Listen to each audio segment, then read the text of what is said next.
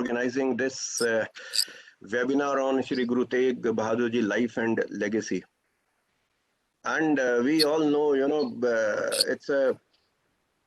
we have a big relationship with you and your college, and many times I say that the college under your guidance is growing very well, and hope in future too this college would progress like it is being done right now, and these kind of activities would be done in future also. So congratulations to begin to you and everyone who is associated with this webinar. And thank you for making me a part of it. And just before we were talking to Paramjeet Kaur, who has been from here only, the principal, Khalsa College for Women, Sidhwa Khurd, Ludhiana, and right now in Texas, a different time zone, and of course the problems we were just talking before. But so good to see you and so good to talk. And I know what a pleasure it would be to listen to you when you would speak on this title. And thank you very much. As a dean, it's such a great pleasure to see you as well here in this webinar. And through this webinar, a big welcome to Mr. Iqbal Kasperi, who is from Lahore, Pakistan. Such a pleasure to see you.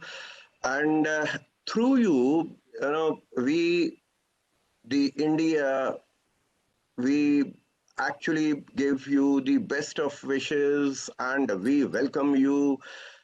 And such a pleasure to see you and to convey this, that we love you all a lot. So such a pleasure to see you here. Thank you very much for being a part of it. और एक चीज के हमारा जो जितना हम लोग प्यार और मोहब्बत करते हैं, तो आपके थ्रू हम लोग चाहेंगे कि अपने बाकी साथियों को जरूर पहुंचाइए कि इस वेबिनार के थ्रू हमें बहुत अच्छा लग रहा है ये बात कहते हुए. So a big welcome to you too, sir. And Guru Tegh Bahadur Ji, we all know it. 400 साल, 400 years, 1621 और आज हम लोग 2021 के अंदर बात कर रहे हैं. लेकिन हम लोगों ने, मैं अभी आपने बताया भी नीना मैम के मैं यूनिवर्सिटी बिजनेस स्कूल के अंदर पढ़ाता हूँ एज ए प्रोफेसर, और हमारा बिजनेस स्कूल इस नॉर्थ इंडिया के अंदर this is the oldest business school which is doing good. हमने 55 इयर्स आफ्टर, साल के बाद एक नया सब्जेक्ट इंट्रोड्यूस किया अपने सिलेबस एमबीए के अंदर, और वो syllabus human values and ethics के ऊपर. हमें 55 साल के बाद ये लगा कि यार जो चीज हम लोग पढ़ा रहे हैं इनको, बिजनेस और बिजनेस, पर वो बिजनेस किस तरह से, क्योंकि जो वैल्यू सिस्टम है वो वैल्यू सिस्टम इतना मुझे पता नहीं, हमारे दोस्त पाकिस्तान से बताएंगे वहां की हालत, इकबाल जी बताएंगे, लेकिन हमें यहाँ पे ये लगा कि जो वैल्यू सिस्टम का डिक्लाइन हो रहा है वो अगर नहीं संभाल पाएंगे तो हालत, हम जितनी मर्जी प्रोग्रेस मैटेरियलिस्टिक वर्ल्ड के अंदर कर लें वो हमारे काम नहीं आने वाली.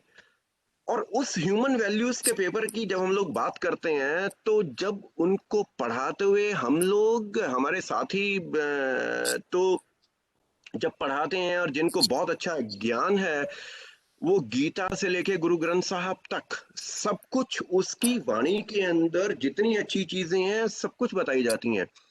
और आज जब आप ये वेबिनार कर रहे हैं गुरु तेग बहादुर जी के ऊपर, तो आप यकीन मानिए 400 साल, 1621 से मैंने अभी बात की, 400 साल के बाद भी उनकी कही हुई एक एक चीज आज भी उतनी ही रेलेवेंट है. और कभी कभी तो मुझे ऐसा लगता है कि शायद 400 साल पहले जितनी रेलेवेंस थी आज उससे भी ज्यादा रेलेवेंस हो गई है. उनकी चीजें कहीं, उनकी जीवनी, उनकी बातें.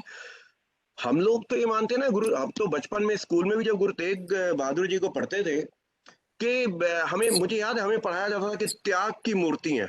बिल्कुल त्याग की मूर्तियां हैं, पर तब हम लोग पढ़ते थे, आज हम लोगों को समझ में आती है कि धैर्य क्या चीज होती है, त्याग क्या चीज होता है, दूसरों के लिए जीना किसको कहा जाता है, सही प्रकार का जीवन होता क्या है, एक वॉरियर, एक पोएट और एक आध्यात्मिक गुरु, ये जो संगम है ये इतना आसान नहीं है। और शायद क्योंकि इतना दुर्लभ है, और इस उच्च कोटि का ये सब कुछ संगम गुरु तेग बहादुर जी के अंदर था कि आज हम 400 साल बाद भी उनको याद करते हुए ये कहते हैं कि देखिए उनकी वाणी अगर हम आज अपना ले, मैं कहता हूं पूरी तो छोड़ दीजिए, अगर हम उनकी कही हुई चीजों को कुछ परसेंटेज तक भी अपना लें, तो मुझे इतना पता है कि हमारा जो अपना पर्सनल जीवन है वो तो सार्थक होगा ही होगा, लेकिन जो सोसाइटी की बात करते हैं, जो हम लोग प्रोग्रेस की बात करते हैं, वो भी शायद सही मायने में हम लोग कर पाएंगे। इसीलिए मैंने कहा कि बड़े रेलेवेंट और सही टॉपिक के ऊपर आपने ये वेबिनार किया। और हमें तो याद है जब वो पढ़ाया जाता था और हमें बताया जाता था कि जी किस तरह से वो त्याग की मूर्ति हैं, तो हम लोग जानते हैं जब उनका कत्ल हुआ या किया गया, तो कहते हैं कि जो कश्मीरी पंडित जब हम सब लोग जानते हैं, जब उनके पास गए बड़े चिंता मग्न थे कि जी हमारे ऊपर अत्याचार हो रहे हैं, बड़ी दिक्कतें हो रही हैं वगैरह वगैरह, तो ये कहते हैं बड़ी चिंता के अंदर बैठे हुए थे, सोच रहे थे कि इसका हल क्या है। तो इनके सुपुत्र हम लोग जानते हैं, उन्होंने जब इनसे पूछा जी के गुरु गोविंद सिंह जी ने कि जी क्या कारण है इस तरह से चिंतामग्न, और इन्होंने जब चीज बताई, तो कहते हैं गुरु गोविंद सिंह जी को बिल्कुल भी इतनी छोटी उम्र की आयु में भी कोई ऐसा कोई भय की लकीरें, कोई डर, कुछ भी नहीं। तो कहते हैं उन लोग, कुछ लोग जो कश्मीरी पंडित खासतौर पर वहां पे खड़े हुए थे, तो उन्होंने बताया कि देखिए अगर गुरु जी लोहा लेते हैं, जान देनी पड़ती है और जान जाएगी, तो उसका मतलब ये है कि गुरु गोविंद सिंह जी के ऊपर से पिता का साया जो है उड़ जाएगा, माता विधवा हो जाएंगी। तो कहते हैं उनका जवाब ये था कि जी अगर एक पिताजी के जाने से मान लो हजारों जानें बचती हैं तो मंजूर है। वो तब तो पढ़ते थे, समझ आज में आ जाती है कि यार इस तरह से भी होता है क्या परिवारों के अंदर, या इस तरह से भी बलिदान देना और बलिदान देने की इच्छा होना, दोनों चीजें इस तरह से भी होती हैं। और गुरु सब जानते हैं ना, जब उनको बोल दिया था कश्मीरी पंडितों को कि जाके औरंगजेब को बोल दो कि जी ठीक है, अगर धर्म परिवर्तन की बात है या इस्लाम को मानने की है तो ठीक है कि हम लोग अगर गुरु जी मान जाएंगे तो हम भी मान जाएंगे। और बाकी हम सब लोग जानते हैं कि उसके बाद अल्टीमेटली गुरु जी को दिल्ली चांदनी चौक के ऊपर जो कुछ, अगर पूरी जीवनी को, वो कहते हैं कितने कितनी देर, 20 साल तो वो कहते हैं अध्यात्म, कितनी कितनी देर अध्यात्म, मतलब आप वीरता, उनका नाम वो जो तेग बहादुर तो डाला ही इसलिए कि वो कहते हैं तलवार के धनी, वो तेग के धनी, तो उनका नाम तेग बहादुर डाल दिया गया। तो एक तरफ तो वीरता के प्रतीक, वो जिनको हमने तेग बहादुर कहा, और दूसरी तरफ वो अध्यात्म, ये दोनों का संगम बिल्कुल दुर्लभ है। और वो गुरु तेग बहादुर जी के अंदर था। और इसीलिए हम तो कहते हैं, वो कहते हैं हिंदू धर्म की रक्षा के लिए उन्होंने अपना बलिदान दिया। और आज हम लोग जिसे कहते हैं सांस ले रहे हैं, आज अगर हम लोग उनकी वाणी को पढ़ते सुनते सुनाते हैं, मैं तो इतना कहना चाहूंगा कि अगर यकीन मानिए, मैं हम सब लोग जानते हैं, और मैंने अभी जैसे शुरुआत भी की कि देखिए एडवांसमेंट या प्रोग्रेस या आगे बढ़ना, ये मैटेरियलिस्टिक वर्ल्ड के अंदर आगे बढ़ना वो इतना मायने नहीं रखता, जितना मायने आपकी खुशी रखती है, जितना मायने आप किस तरह से आगे बढ़ रहे हैं वो चीज़ रखता है, और जितना मायने कि आप एज़ अ पर्सनैलिटी, आप एज़ एन इंडिविजुअल, आप एज़ ए नेशन बीइंग, आप किस तरह से आगे बढ़ रहे हैं। और मुझे ऐसा लग रहा है अभी हम लोग जब एक्सपर्ट्स को सुनेंगे, मैम को भी और उधर से इकबाल जी को भी, कि गुरुजी की वाणी को अगर हम लोग अपनी जीवन में कुछ हद तक भी उतार लेंगे तो हमारा जीवन भी सार्थक है, और एज ए नेशन भी हम लोग सही दिशा के अंदर प्रोग्रेस कर पाएंगे, ऐसी मैं आशा रखता हूं। और इसी आशा के साथ कि जितने लोग हमारे साथ इस वक्त जुड़े हुए हैं, मैं एक फिगर देख रहा था, जितने लोग हमारे साथ जुड़े हुए हैं, हम सब लोग इस चीज का आज बहुत भरपूर फायदा उठाएंगे, और उनकी वाणी को जब दोबारा से दोहराया जाएगा उसमें से कुछ अंश अपने जीवन में उतारने की जरूर कोशिश करेंगे। ऐसी आशा करते हुए मैं एक बारी फिर मैम आपका बहुत बहुत धन्यवाद, टेक्सास से आप हमारे पास बीच जुड़े, आपका बहुत बहुत धन्यवाद करते हुए, और उधर से इकबाल कैसर जी, आप पाकिस्तान से हमारे बीच हैं, हमें मैंने अभी पहले भी कहा, दोबारा भी कह रहा हूँ, हमें बहुत अच्छा लगता है, और इसलिए हमारी जो नमस्ते है, हमारा जो सलाम है, आप पूरे पाकिस्तान तक ज़रूर पहुंचाइएगा। जी और हम लोग, मैं as dean colleges Punjab university के अपनी शुभकामनाएं आप सबको देता हूं।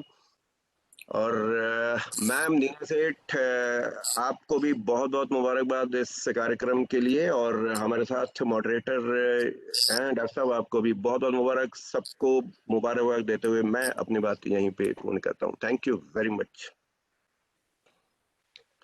Thank you very much sir.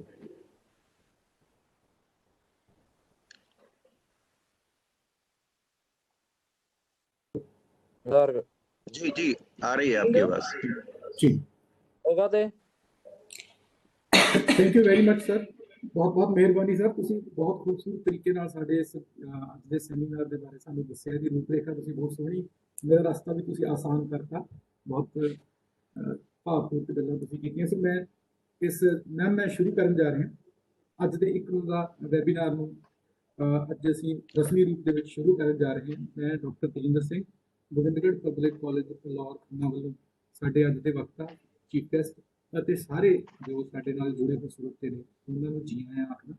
ਸਾਡੇ ਅੱਜ ਦੇ ਇਸ ਵੈਬੀਨਾਰ ਦਾ ਜੋ ਵਿਸ਼ਾ ਹੈ ਉਹ ਹੈਗਾ ਸ਼੍ਰੀ ਗੁਰੂ ਤੇਗ ਬਹਾਦਰ ਜੀ ਲਾਈਫ ਐਂਡ ਜੈਸ, ਉਹਨਾਂ ਦੇ ਜੀਵਨ ਦਰਸ਼ਨ ਤੇ ਉਹਨਾਂ ਦੇ ਫਲਸਫੇ ਦੇ ਬਾਰੇ ਅਸੀਂ ਅੱਜ ਦਾ ਸੈਮੀਨਾਰ ਰੱਖਿਆ ਹੋਇਆ ਹੈ।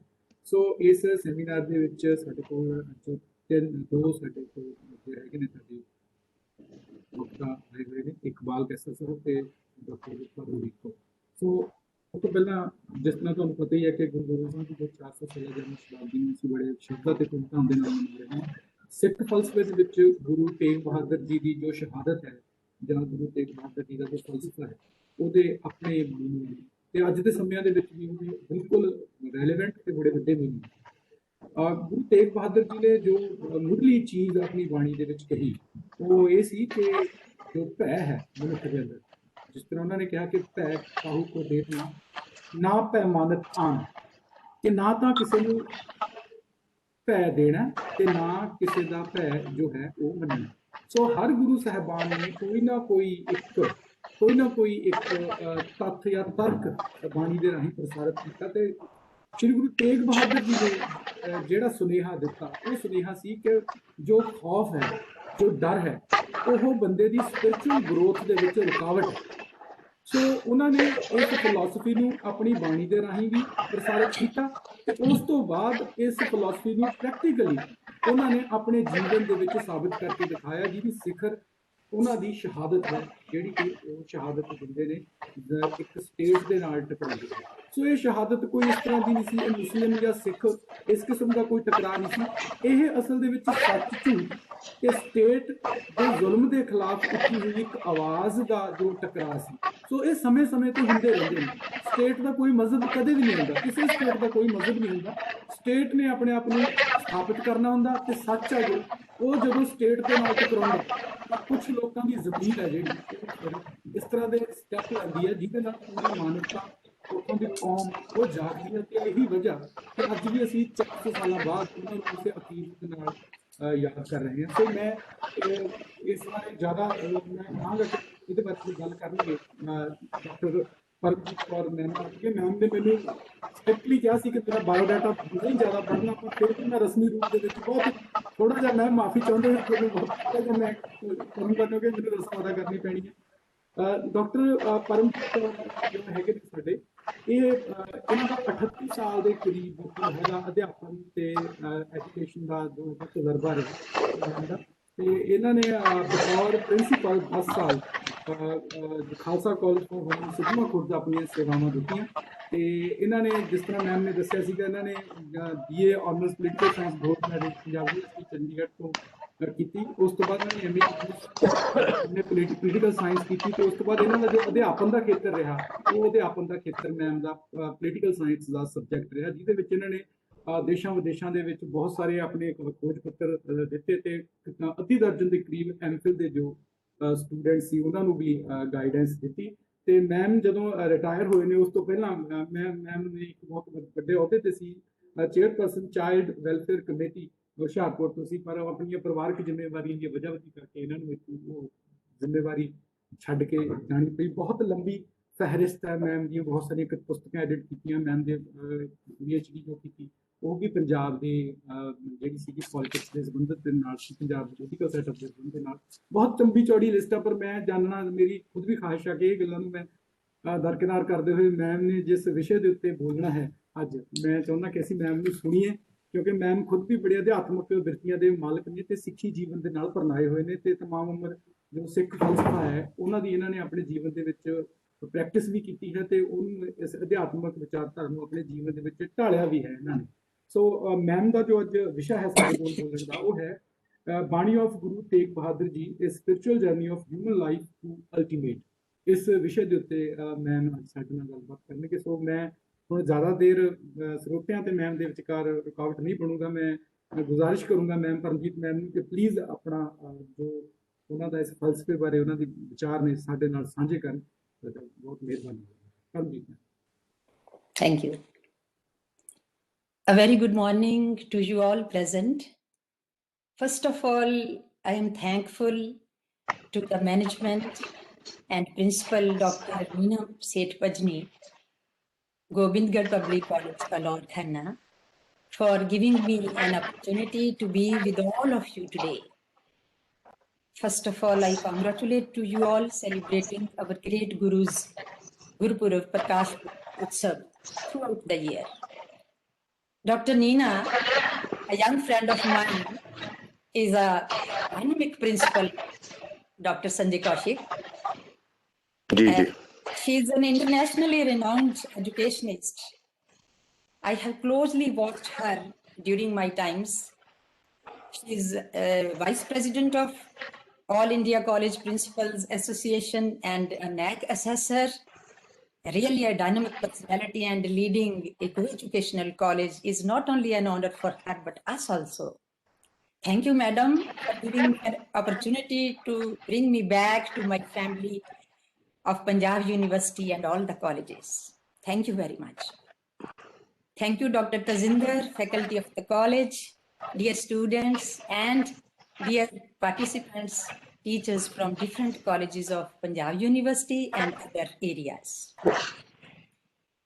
Dr. Kaushik, I extend my warm regards to you. You are an honorable personality. I really felt like being a family member. You talked to me because Punjab University is heart and soul for me, due to which I have spent such a grand career in India. You are holding an appreciable job, a challenging job indeed, and you can give your great contribution to the colleges of Punjab. All colleges might be facing many troubles that you can hold and you can solve. I think it would be an honor for all of us. My best wishes to you, sir. सलामकुम professor Iqbal Qaiser. आज फिर मैं बहुत ਤੁਹਾਨੂੰ ਮਿਲ ਕੇ we are sharing the same platform again.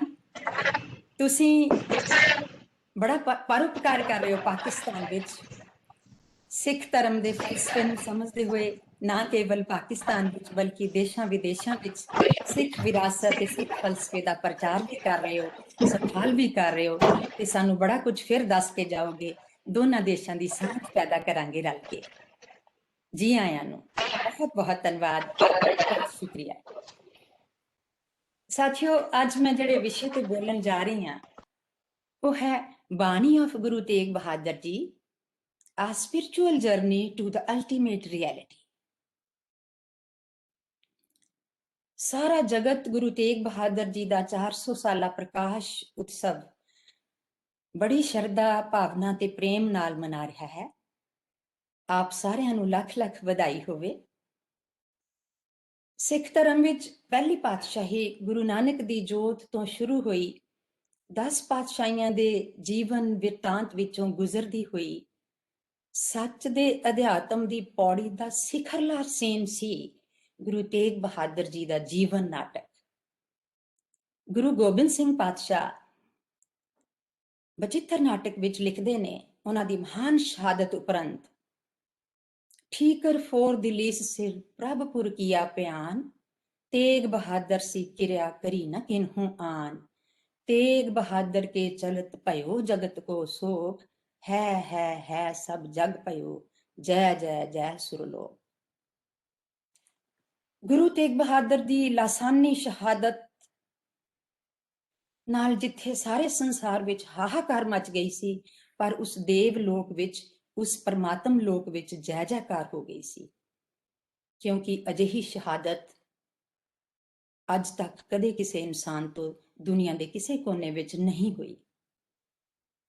Hindu ਧਰਮ ਦੀ ਰੱਖਿਆ ਲਈ ਹਿੰਦ ਦੀ ਚਾਦਰ ਗੁਰੂ ਤੇਗ ਬਹਾਦਰ ਜੀ ਨੇ ਆਪਣਾ ਸੀਸ ਵਾਰ ਦਿੱਤਾ। ਆਤਮਾ ਪਰਮਾਤਮਾ ਵਿੱਚ ਵਿਲੀਨ ਹੋ ਗਈ। ਜੀਵਨ ਯਾਤਰਾ ਸਫਲ ਹੋ ਗਈ। ਸਫਲ ਭਈ ਸਫਲ ਯਾਤਰਾ, ਆਵਣ ਜਾਣ ਰਹੇ ਮਿਲੇ ਸਾਦਾ। ਸੰਸਾਰਿਕ ਜੀਵਨ ਹੀ ਨਹੀਂ, ਆਤਮਿਕ ਜੀਵਨ ਵੀ ਸੰਪੂਰਨ ਹੋ ਗਿਆ। ਜੋਤੀ ਜੋਤ ਰਲੀ, ਸੰਪੂਰਨ ਥੀਆ ਰਾਮ। ਸਾਥੀਓ, ਅਸੀਂ ਵੀ ਮਨੁੱਖੀ ਜੀਵਨ ਦੀ ਇੱਕ ਯਾਤਰਾ ਵਿੱਚ ਹਾਂ। ਸਾਰਾ ਬ੍ਰਹਿਮੰਡ ਇੱਕ ਯਾਤਰਾ ਵਿੱਚ ਹੈ। ਜ਼ਮੀਨ, ਅਸਮਾਨ, ਚੰਦ, ਤਾਰੇ, ਜੀਵ ਜੰਤੂ, ਪਸ਼ੂ ਪਕਸ਼ੀ, ਪੌਦੇ ਸਭ ਇੱਕ ਯਾਤਰਾ ਵਿੱਚ ਹਨ। ਦਿਨ ਰਬ ਚਲੈ, ਨਿਸ ਸਸ ਚਲੈ, ਤਾਰਿਕਾ ਲੱਖ ਪਰੋਏ, ਮੁਕਾਮ ਉਹੀ ਏਕ ਹੈ, ਨਾਨਕਾ ਸੱਚ ਬਗੋਏ। ਗੁਰੂ ਨਾਨਕ। ਸਾਰਿਆਂ ਦੀ ਯਾਤਰਾ ਦੀ ਮੰਜ਼ਿਲ ਇੱਕੋ ਹੀ ਹੈ, ਪਰਮਾਤਮਾ ਵਿੱਚ ਅਭੇਦ ਹੋ ਜਾਣਾ। ਸਾਡੀ ਜੀਵਨ ਯਾਤਰਾ ਦੇ ਦੋ ਪਹਿਲੂ ਹੁੰਦੇ ਨੇ, ਇੱਕ ਸੰਸਾਰਿਕ ਯਾਤਰਾ ਤੇ ਇੱਕ ਆਤਮਿਕ ਯਾਤਰਾ, ਇੱਕ ਬਾਹਰੀ ਯਾਤਰਾ ਤੇ ਇੱਕ ਅੰਦਰੂਨੀ ਯਾਤਰਾ। ਅਸੀਂ ਆਪਣੇ ਬਾਹਰਲੇ ਜੀਵਨ ਨੂੰ ਸਫਲ ਕਰਨ ਲਈ ਸਕੂਲਾਂ, ਕਾਲਜਾਂ, ਯੂਨੀਵਰਸਿਟੀਆਂ ਦੇ ਵੱਖ-ਵੱਖ ਕੋਰਸਾਂ ਵਿੱਚ ਦਾਖਲਾ ਲੈ ਲੈਂਦੇ ਹਾਂ। ਆਪਣੇ ਟੀਚੇ ਦੀ ਪ੍ਰਾਪਤੀ ਕਰਨ ਲਈ ਡਿਗਰੀਆਂ ਲੈਂਦੇ ਹਾਂ, ਪਰ ਅਨੇਕ ਔਕੜਾਂ ਦਾ ਸਾਹਮਣਾ ਕਰਦੇ ਹਾਂ। ਕਦੇ ਕਹਿੰਦੇ ਹਾਂ ਸਿਸਟਮ ਖਰਾਬ ਹੈ, ਕਰਪਸ਼ਨ ਹੈ, ਡਿਸਕ੍ਰਿਮੀਨੇਸ਼ਨ ਹੈ, ਅਨਇੰਪਲਾਇਮੈਂਟ ਹੈ, ਬੜੀਆਂ ਤਰ੍ਹਾਂ ਦੀਆਂ ਮੁਸ਼ਕਲਾਂ ਆਉਂਦੀਆਂ ਨੇ। ਇਸੇ ਤਰ੍ਹਾਂ ਹੀ ਸਾਡੇ ਅੰਦਰ ਦੇ ਆਤਮਿਕ ਜੀਵਨ ਵਿੱਚ ਵੀ ਪਰਮਾਤਮਾ ਨਾਲ ਅਭੇਦ ਹੋਣ ਲਈ ਬੜੀਆਂ ਮੁਸ਼ਕਲਾਂ ਆਉਂਦੀਆਂ ਨੇ। ਇਹ ਮਨ ਹਰ ਇਨਸਾਨ ਦਾ ਵਿਕਾਰਾਂ ਨਾਲ ਭਰਿਆ ਹੈ, ਆਤਮਾ ਨੂੰ ਨਪੀੜ ਕੇ ਰੱਖਦਾ ਹੈ। ਪਰਮਾਤਮਾ ਤੱਕ ਪਹੁੰਚਣ ਲਈ ਅਨੇਕ ਮੁਸ਼ਕਲਾਂ ਖੜੀਆਂ ਕਰਦਾ ਹੈ। ਤੇ ਫਿਰ ਪਰਮਾਤਮਾ ਤੱਕ ਪਹੁੰਚਣ ਦਾ ਰਸਤਾ ਕੀ ਹੈ? ਜਿਵੇਂ ਸਕੂਲਾਂ, ਕਾਲਜਾਂ, ਯੂਨੀਵਰਸਿਟੀਆਂ ਦਾ ਸਿਲੇਬਸ ਹੁੰਦਾ ਹੈ ਕਿਸੇ ਡਿਗਰੀ ਨੂੰ ਪ੍ਰਾਪਤ ਕਰਨ ਲਈ, ਇਸੇ ਤਰ੍ਹਾਂ ਹੀ ਸਾਡੇ ਅਧਿਆਤਮਿਕ ਜੀਵਨ ਵਿੱਚ ਸਫਲ ਹੋਣ ਲਈ ਇੱਕ ਸਿਲੇਬਸ ਜ਼ਰੂਰ ਹੁੰਦਾ ਹੈ।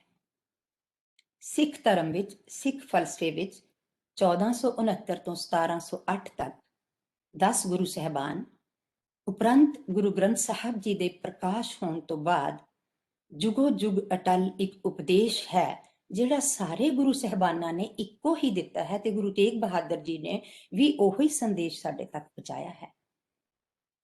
ਗੁਰੂ ਗ੍ਰੰਥ ਸਾਹਿਬ ਵਿੱਚ ਗੁਰੂ ਤੇਗ ਬਹਾਦਰ ਜੀ ਦੇ 59 ਸ਼ਬਦ ਅਤੇ 57 ਸ਼ਲੋਕ ਹਨ, ਜੋ ਕਿ 15 ਰਾਗਾਂ ਵਿੱਚ ਲਿਖੇ ਗਏ ਹਨ।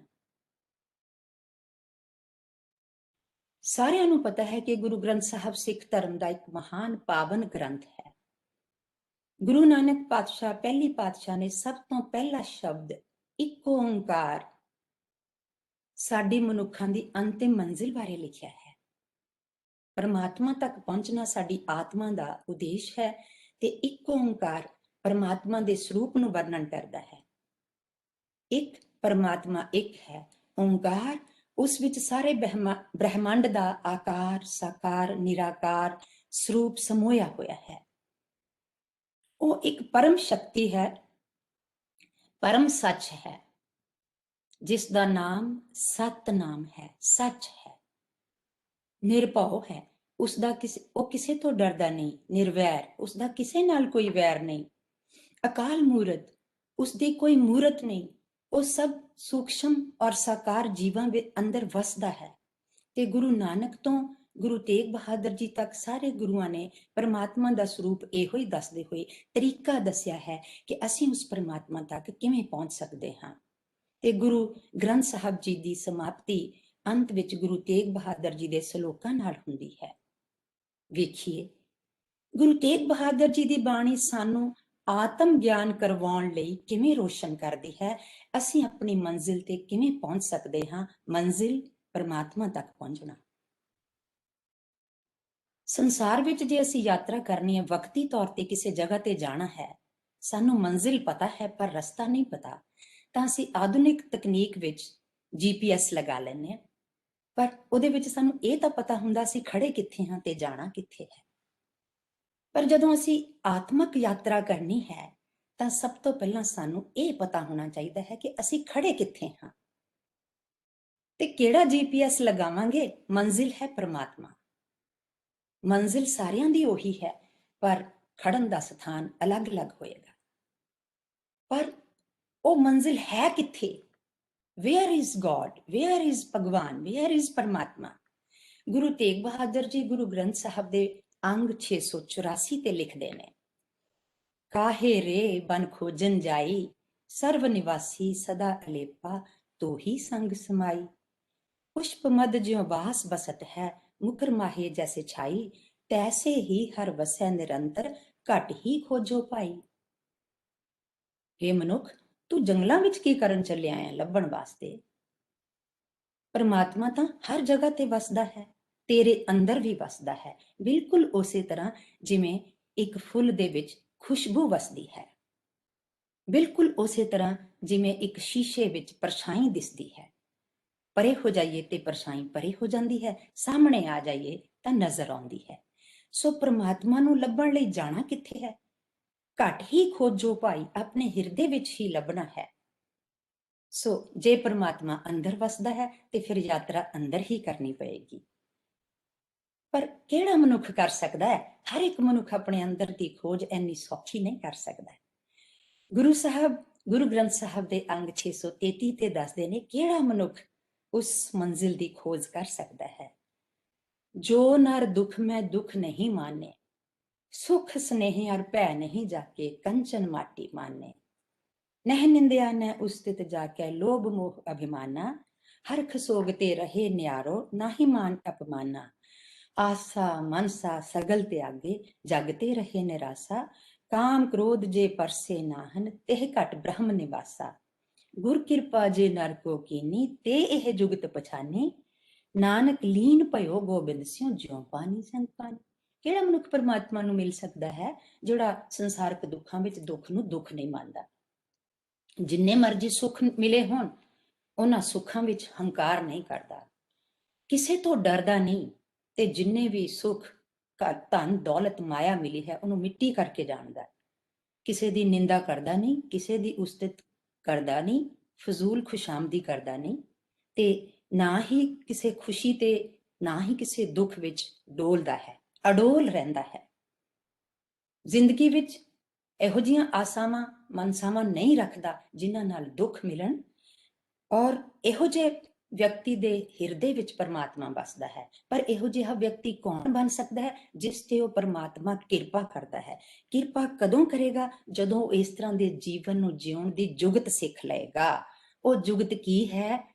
ਉਸ ਪਰਮਾਤਮਾ ਦੀ ਪ੍ਰੇਮ ਵਿੱਚ ਇਸ ਤਰ੍ਹਾਂ ਲੀਨ ਹੋ ਜਾ ਜਿਵੇਂ ਪਾਣੀ ਵਿੱਚ ਪਾਣੀ ਲੀਨ ਹੋ ਜਾਂਦਾ ਹੈ। ਪਰ ਬੜਾ ਮੁਸ਼ਕਿਲ ਹੈ। ਇਹੋ ਜਿਹੇ ਇਨਸਾਨ ਆਪਾਂ ਸਾਰੇ ਕਿਵੇਂ ਬਣੀਏ? ਇਸ ਦਾ ਵੀ ਹੱਲ ਹੈ ਗੁਰਬਾਣੀ ਵਿੱਚ। ਇਸ ਮਨ ਕੋ ਕੋਈ ਖੋਜੋ ਭਾਈ। ਪਰਮਾਤਮਾ ਇਹਦੇ ਵਿੱਚ ਛੁਪਿਆ ਹੋਇਆ ਹੈ। ਪਰਮਾਤਮਾ ਸੱਚ ਹੈ। ਸੱਚ ਸਾਡੇ ਅੰਦਰ ਛੁਪਿਆ ਹੋਇਆ ਹੈ। ਫਿਰ ਉਸ ਸੱਚ ਦੀ ਪ੍ਰਾਪਤੀ ਲਈ ਸਚਿਆਰ ਹੋਣਾ ਪਏਗਾ। ਗੁਰੂ ਨਾਨਕ ਨੇ ਕਿਹਾ ਸੀ, ਕਿਵ ਸਚਿਆਰਾ ਹੋਈ ਹੈ ਕਿਵ ਕੂੜੇ ਟੁੱਟੇ ਫਲ। ਅਸੀਂ ਸਚਿਆਰੇ ਕਿਵੇਂ ਬਣ ਸਕਦੇ ਹਾਂ ਤਾਂ ਕਿ ਸੱਚ ਰੂਪੀ ਪਰਮਾਤਮਾ ਨੂੰ ਪਾ ਸਕੀਏ। ਹੁਕਮ ਰਜਾਈ ਚੱਲਣਾ ਨਾਨਕ ਲਿਖਿਆ ਨਾਲ। ਗੁਰੂ ਨੇ ਆਨਸਰ ਵੀ ਦਿੱਤਾ ਹੈ ਕਿ ਅਸੀਂ ਆਪਣਾ ਜਦੋਂ ਜਨਮ ਹੁੰਦਾ ਹੈ, ਮਾਂ-ਬਾਪ ਚੁਣ ਨਹੀਂ ਸਕਦੇ। ਜਨਮ ਕਿੱਥੇ ਹੋਇਆ ਸਥਾਨ ਚੁਣ ਨਹੀਂ ਸਕਦੇ। ਆਪਣੀ ਗਰੀਬੀ, ਅਮੀਰੀ, ਦੁੱਖ ਸੁੱਖ ਆਪ ਚੁਣ ਨਹੀਂ ਸਕਦੇ। ਜੋ ਸਾਨੂੰ ਪਰਮਾਤਮਾ ਵੱਲੋਂ ਮਾਂ-ਬਾਪ ਮਿਲਦੇ ਨੇ, ਜੀਵਨ 'ਚ ਵਿਰਸਾ ਮਿਲਦਾ ਔਰ ਜੀਵਨ 'ਚ ਆਈਆਂ ਮੁਸ਼ਕਲਾਂ ਉਸਦੇ ਹੁਕਮ ਵਿੱਚ ਹੀ ਹੁੰਦੀਆਂ ਨੇ। ਉਹ ਕਿੱਥੇ ਹੈ? ਮਨ ਤੂੰ ਜੋਤ ਸਰੂਪ ਹੈ, ਆਪਣਾ ਮੂਲ ਪਛਾਣ। ਸਭ ਮੈਂ ਜੋਤ ਜੋਤ ਹੈ ਸੋਈ। ਪਰਮਾਤਮਾ ਦਾ ਅੰਸ਼ ਸਾਰਿਆਂ ਦੇ ਅੰਦਰ ਹੈ। ਉਸ ਜੋਤ ਨੂੰ ਅਸੀਂ ਪਛਾਣਨਾ ਹੈ। ਉਹ ਸਾਨੂੰ ਰੋਸ਼ਨ ਕਰੇਗੀ ਤੇ ਅਸੀਂ ਆਪਣੇ ਜੀਵਨ ਦਾ ਅਧਿਆਤਮਕ ਮਾਰਗ ਵੀ ਅਤੇ ਸੰਸਾਰਕ ਮਾਰਗ ਵੀ ਵੇਖ ਸਕਦੇ ਹਾਂ। ਅਸੀਂ ਡਾਕਟਰ ਬਣਨਾ ਚਾਹੁੰਦੇ ਹਾਂ, ਪ੍ਰੋਫੈਸਰ ਬਣਨਾ ਚਾਹੁੰਦੇ ਹਾਂ, ਇੰਜੀਨੀਅਰ ਬਣਨਾ ਚਾਹੁੰਦੇ ਹਾਂ, ਮੰਤਰੀ ਬਣਨਾ ਚਾਹੁੰਦੇ ਹਾਂ, ਪ੍ਰਧਾਨ ਮੰਤਰੀ, ਮੁੱਖ ਮੰਤਰੀ, ਅਮੀਰ, ਦੌਲਤਮੰਦ ਬਣਨਾ ਚਾਹੁੰਦੇ ਹਾਂ। ਪਰ ਇਹ ਸਾਰਾ ਕੁਝ ਬਣਨ ਦੇ ਰਸਤੇ ਵਿੱਚ ਸੱਚ ਦੇ ਮਾਰਗ ਤੇ ਚੱਲਣ ਲਈ ਬੜੀਆਂ ਮੁਸ਼ਕਲਾਂ ਦਾ ਸਾਹਮਣਾ ਕਰਦੇ ਹਾਂ।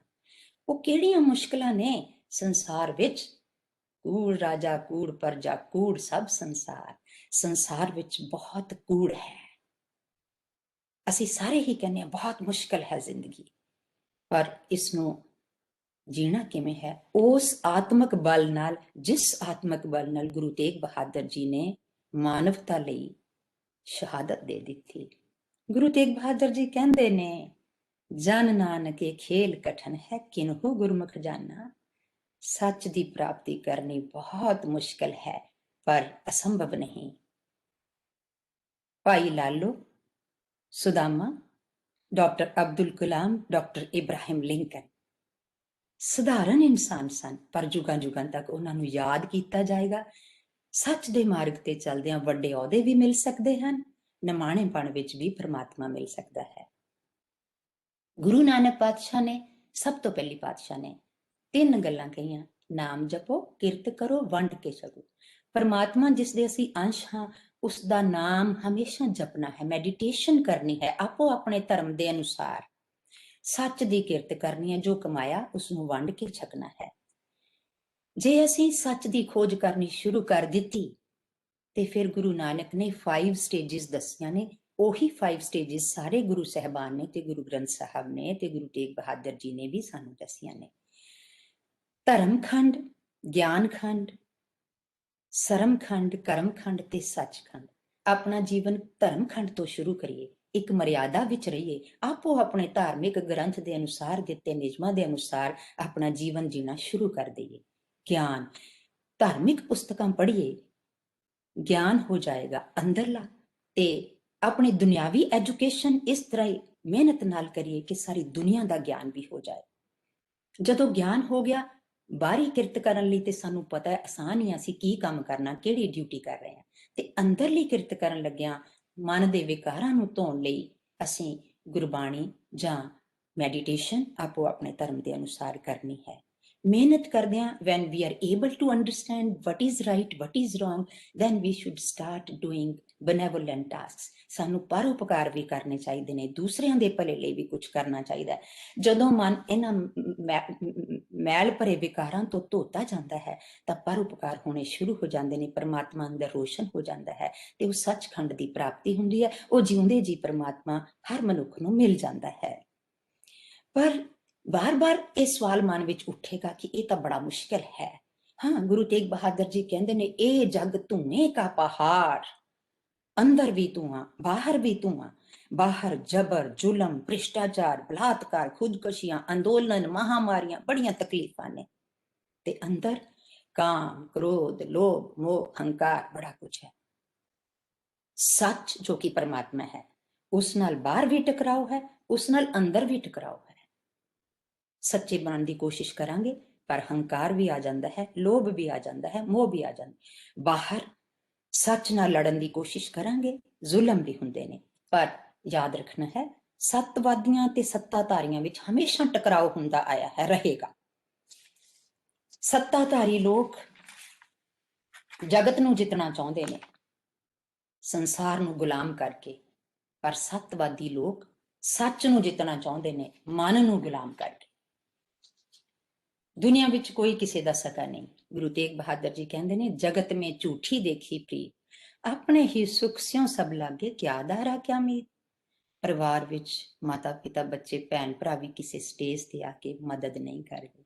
रिश्तेदार, दोस्त, मित्र, राजनीतिक अधिकारी, करप्शन, कोई साथ नहीं दिंदा। गुरु तेग बहादुर जी की गल करदे हां, औरंगजेब पिता नूं कैद कर लैंदा, भरावां नूं कतल कर दिंदा, अपणियां भैणां भरजाइयां नूं कैद करदा, अपने पुत्तर बहादुर शाह नूं कैद करदा, बाबर गुरु नानक नूं कैद करदा सी, जहांगीर गुरु अर्जन देव जी नूं कैद करदा सी, गुरु हरगोबिंद जी नूं कैद करदा सी। श्री कृष्ण जी दा जन्म तां काल कोठड़ी च हुंदा है और कंस देवकी ते वासुदेव नूं कैद कर लैंदा है। भगवान राम नूं तां पिता दशरथ ही वनवास भेज दिंदा है। हरनाकश तां भगत पुत्र प्रहलाद दी जान लै लैणी चाहुंदा है। सो जबर ते जुलम, बेइंसाफी ते कतल, भै ते खौफ सत्ताधारियां वल्लों धुरों, पर परमात्मा दैवी रूहां नूं आत्मक बल दे के इस दुनिया विच हमेशा भेजदा है। कदी वो ईसा मसीह है ते कदी वो हजरत मुहम्मद है ते कदी श्री कृष्ण है ते कदी गुरु नानक है। ज्यादा संखेप च गुरु तेग बहादुर जी की गल करांगी। गुरु तेग बहादुर जी 1621 विच इस संसार विच एक शरीर के रूप च आउंदे ने। 1664 च गुरता गद्दी मिलदी है। 1665 विच आनंदपुर दा शहर बसाउंदे ने। कश्मीरी पंडितां दी फरियाद, औरंगजेब हिंदुआं नूं मुसलमान बना रहा है। सवा सवा मन जनेऊ रोज उतार के उन्हां नूं मौत दे घाट उतारिया है। एक वफद आउंदा है आनंदपुर, गुरु साहब साडी रखिया करो। गुरु साहब सोचां च पै जांदे ने। छोटा बाल गुरु गोबिंद 9 साल की उम्र है, आत्मक बल उस दैवी रूह च किन्ना। पिता जी किहड़ियां सोचां विच पै गए। पिता जी कहंदे ने कि हिंदू धर्म की इस रखिया करने लई किसी महान उत्तम पुरुष की बलिदान दा लोड़ पवेगा। ते गुरु गोबिंद सिंह जी कहंदे ने, तुहाडे तो वड्डा महापुरुष कौन हो सकता है। जे हिंदुआं की रखिया करनी है ते तुसीं ही त्याग कर सकते हो। गुरु पातशाह अपने जीवन काल विच भगती करन उपरंत पंजाब, हिमाचल, बंगाल, बिहार, ढाका, आसाम, वख-वख भारती राज्यां विच घुमदे धर्म दा प्रचार करदे। जद कश्मीरी पंडितां दी फरियाद सुनदे ने तां दिल्ली वल नूं चाले पा लैंदे ने। औरंगजेब दे हुक्म मुताबक 5 ਸਿੰਘਾਂ ਸਮੇਤ जद उत्थे पहुंचते ने, हुक्म हुंदा है इस्लाम धर्म कबूल करो। तां ना उन्हां दे ਸਿੰਘਾਂ ने ना उन्हां ने धर्म नूं कबूलिया। भाई मती दास नूं आरिया नाल चरा दिता गया। भाई दयाला जी नूं उबलदी देग विच उबाल दिता गया। भाई सतीदास नूं रूह लपेट के शहीद कर दिता गया। तीनों सिंह गुरु साहब वाल मुखड़ा करके रखते हैं और जपजी साहब का पाठ करते शहीद हो जाते हैं। उपरंत गुरु तेग बहादुर जी नूं लोहे के पिंजरे विचों कढ़िया जाता। जपजी साहब का पाठ करने उपरंत उस जल्लाद नूं हुक्म सी ज्यों ही जपजी साहब का पाठ संपूर्ण हुंदा है ते अपना काम कर ले ते गुरु दा शीश शहीद कर दिता गया। एक प्यारा सिख भाई जैता उसनूं लपेट के आनंदपुर साहब लै जांदा है। एक प्यारा सिख लखी शाह बनजारा उन्हां दे धड़ नूं अपने ही घर विच अंतिम संस्कार कर दिंदा, जिथे अज रकाबगंज गुरुद्वारा है। जबर दा सामना सबर नाल गुरु ने सिखाया। नाम तां तेग बहादुर सी, तेग भी चला सकते सन, खून भी बहा सकते सन, पर एक आत्मक शक्ति प्रकाशमान हुई ਕਿ ਜ਼ਬਰ ਦਾ ਸਾਹਮਣਾ ਸਬਰ ਨਾਲ ਕਰਕੇ ਤੇ ਹਰਦਮ ਉਸ ਪ੍ਰਮਾਤਮਾ ਨੂੰ ਯਾਦ ਕਰਕੇ ਕਿਸੇ ਵੀ ਤਰੀਕੇ ਦੀ ਜਿੱਤ ਪ੍ਰਾਪਤ ਕੀਤੀ ਜਾ ਸਕਦੀ ਹੈ। ਮਹਾਨ ਲਸਾਨੀ ਸ਼ਹਾਦਤ ਤੋਂ ਇਹ ਗੱਲ ਸਾਹਮਣੇ ਆਉਂਦੀ ਹੈ, ਕੂੜ ਨਿਖੁੱਟੇ ਨਾਨਕਾ ਓੜਕ ਸੱਚ ਰਹੀ। ਔਰੰਗਜ਼ੇਬ ਦੀ ਕਬਰ ਤੇ ਜਾ ਕੇ ਅੱਜ ਕੋਈ ਮੱਥਾ ਨਹੀਂ ਟੇਕਦਾ। ਸ਼ੀਸ਼ਗੰਜ ਤੇ ਰਗਾਵਗੰਜ ਚਾਂਦਨੀ ਚੌਂਕ ਵਿਖੇ ਗੁਰੂ ਸਾਹਿਬ ਦੇ ਉਸ ਪਵਿੱਤਰ ਸਥਾਨ ਤੇ ਦੁਨੀਆ ਜੁਗਾਂ ਜੁਗਾਂ ਤੱਕ ਸੀਸ ਝੁਕਾਉਂਦੀ ਰਹੇਗੀ। ਗੁਰੂ ਸਾਹਿਬ ਦੀ ਬਾਣੀ ਤੇ ਮਹਾਨ ਸ਼ਹਾਦਤ ਤੋਂ ਚਾਹ ਆਉਂਦਾ ਹੈ ਕਿ ਆਤਮਿਕ ਬਲ ਸਾਡੇ ਵਿੱਚ ਵੀ ਹੋਵੇ। ਉਸ ਆਤਮਿਕ ਬਲ ਨੂੰ ਪ੍ਰਾਪਤ ਕਰਨ ਲਈ ਫਿਰ ਉੱਥੇ ਹੀ ਆਉਣੇ ਆ, ਪਰਮਾਤਮਾ ਦੀ ਮੰਜ਼ਿਲ ਤੱਕ ਪਹੁੰਚਣਾ ਹੈ। ਗੁਰੂ ਸਾਹਿਬ ਕਹਿੰਦੇ ਨੇ, ਗੁਰੂ ਤੇਗ ਬਹਾਦਰ ਜੀ, ਰੇ ਮਨ ਰਾਮ ਸਿਉ ਕਰ ਪ੍ਰੀਤ, ਪਰਮਾਤਮਾ ਨਾਲ ਪਿਆਰ ਕਰ। ਕਿਵੇਂ? ਸਰਵਨ ਗੋਬਿੰਦ ਗੁਣ ਸੁਣੋ ਅਰ ਗਾਓ ਰਸਨਾ ਗੀ।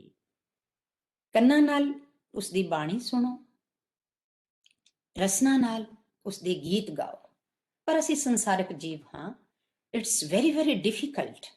ਅਸੀਂ ਆਪਣਾ ਰੋਜ਼ਗਾਰ ਧੰਦਾ ਵੀ ਕਰਨਾ ਹੈ, ਰੋਜ਼ੀ ਰੋਟੀ ਵੀ ਕਮਾਉਣੀ ਹੈ। ਸੰਸਾਰ ਵਿੱਚ ਮਨ ਨੂੰ ਲੁਭਾਉਣ ਵਾਲੀਆਂ ਵਸਤਾਂ ਬੜੀਆਂ ਨੇ, ਉਹਨਾਂ ਵਸਤਾਂ ਵੱਲ ਮਨ ਦੌੜ ਜਾਂਦਾ ਹੈ।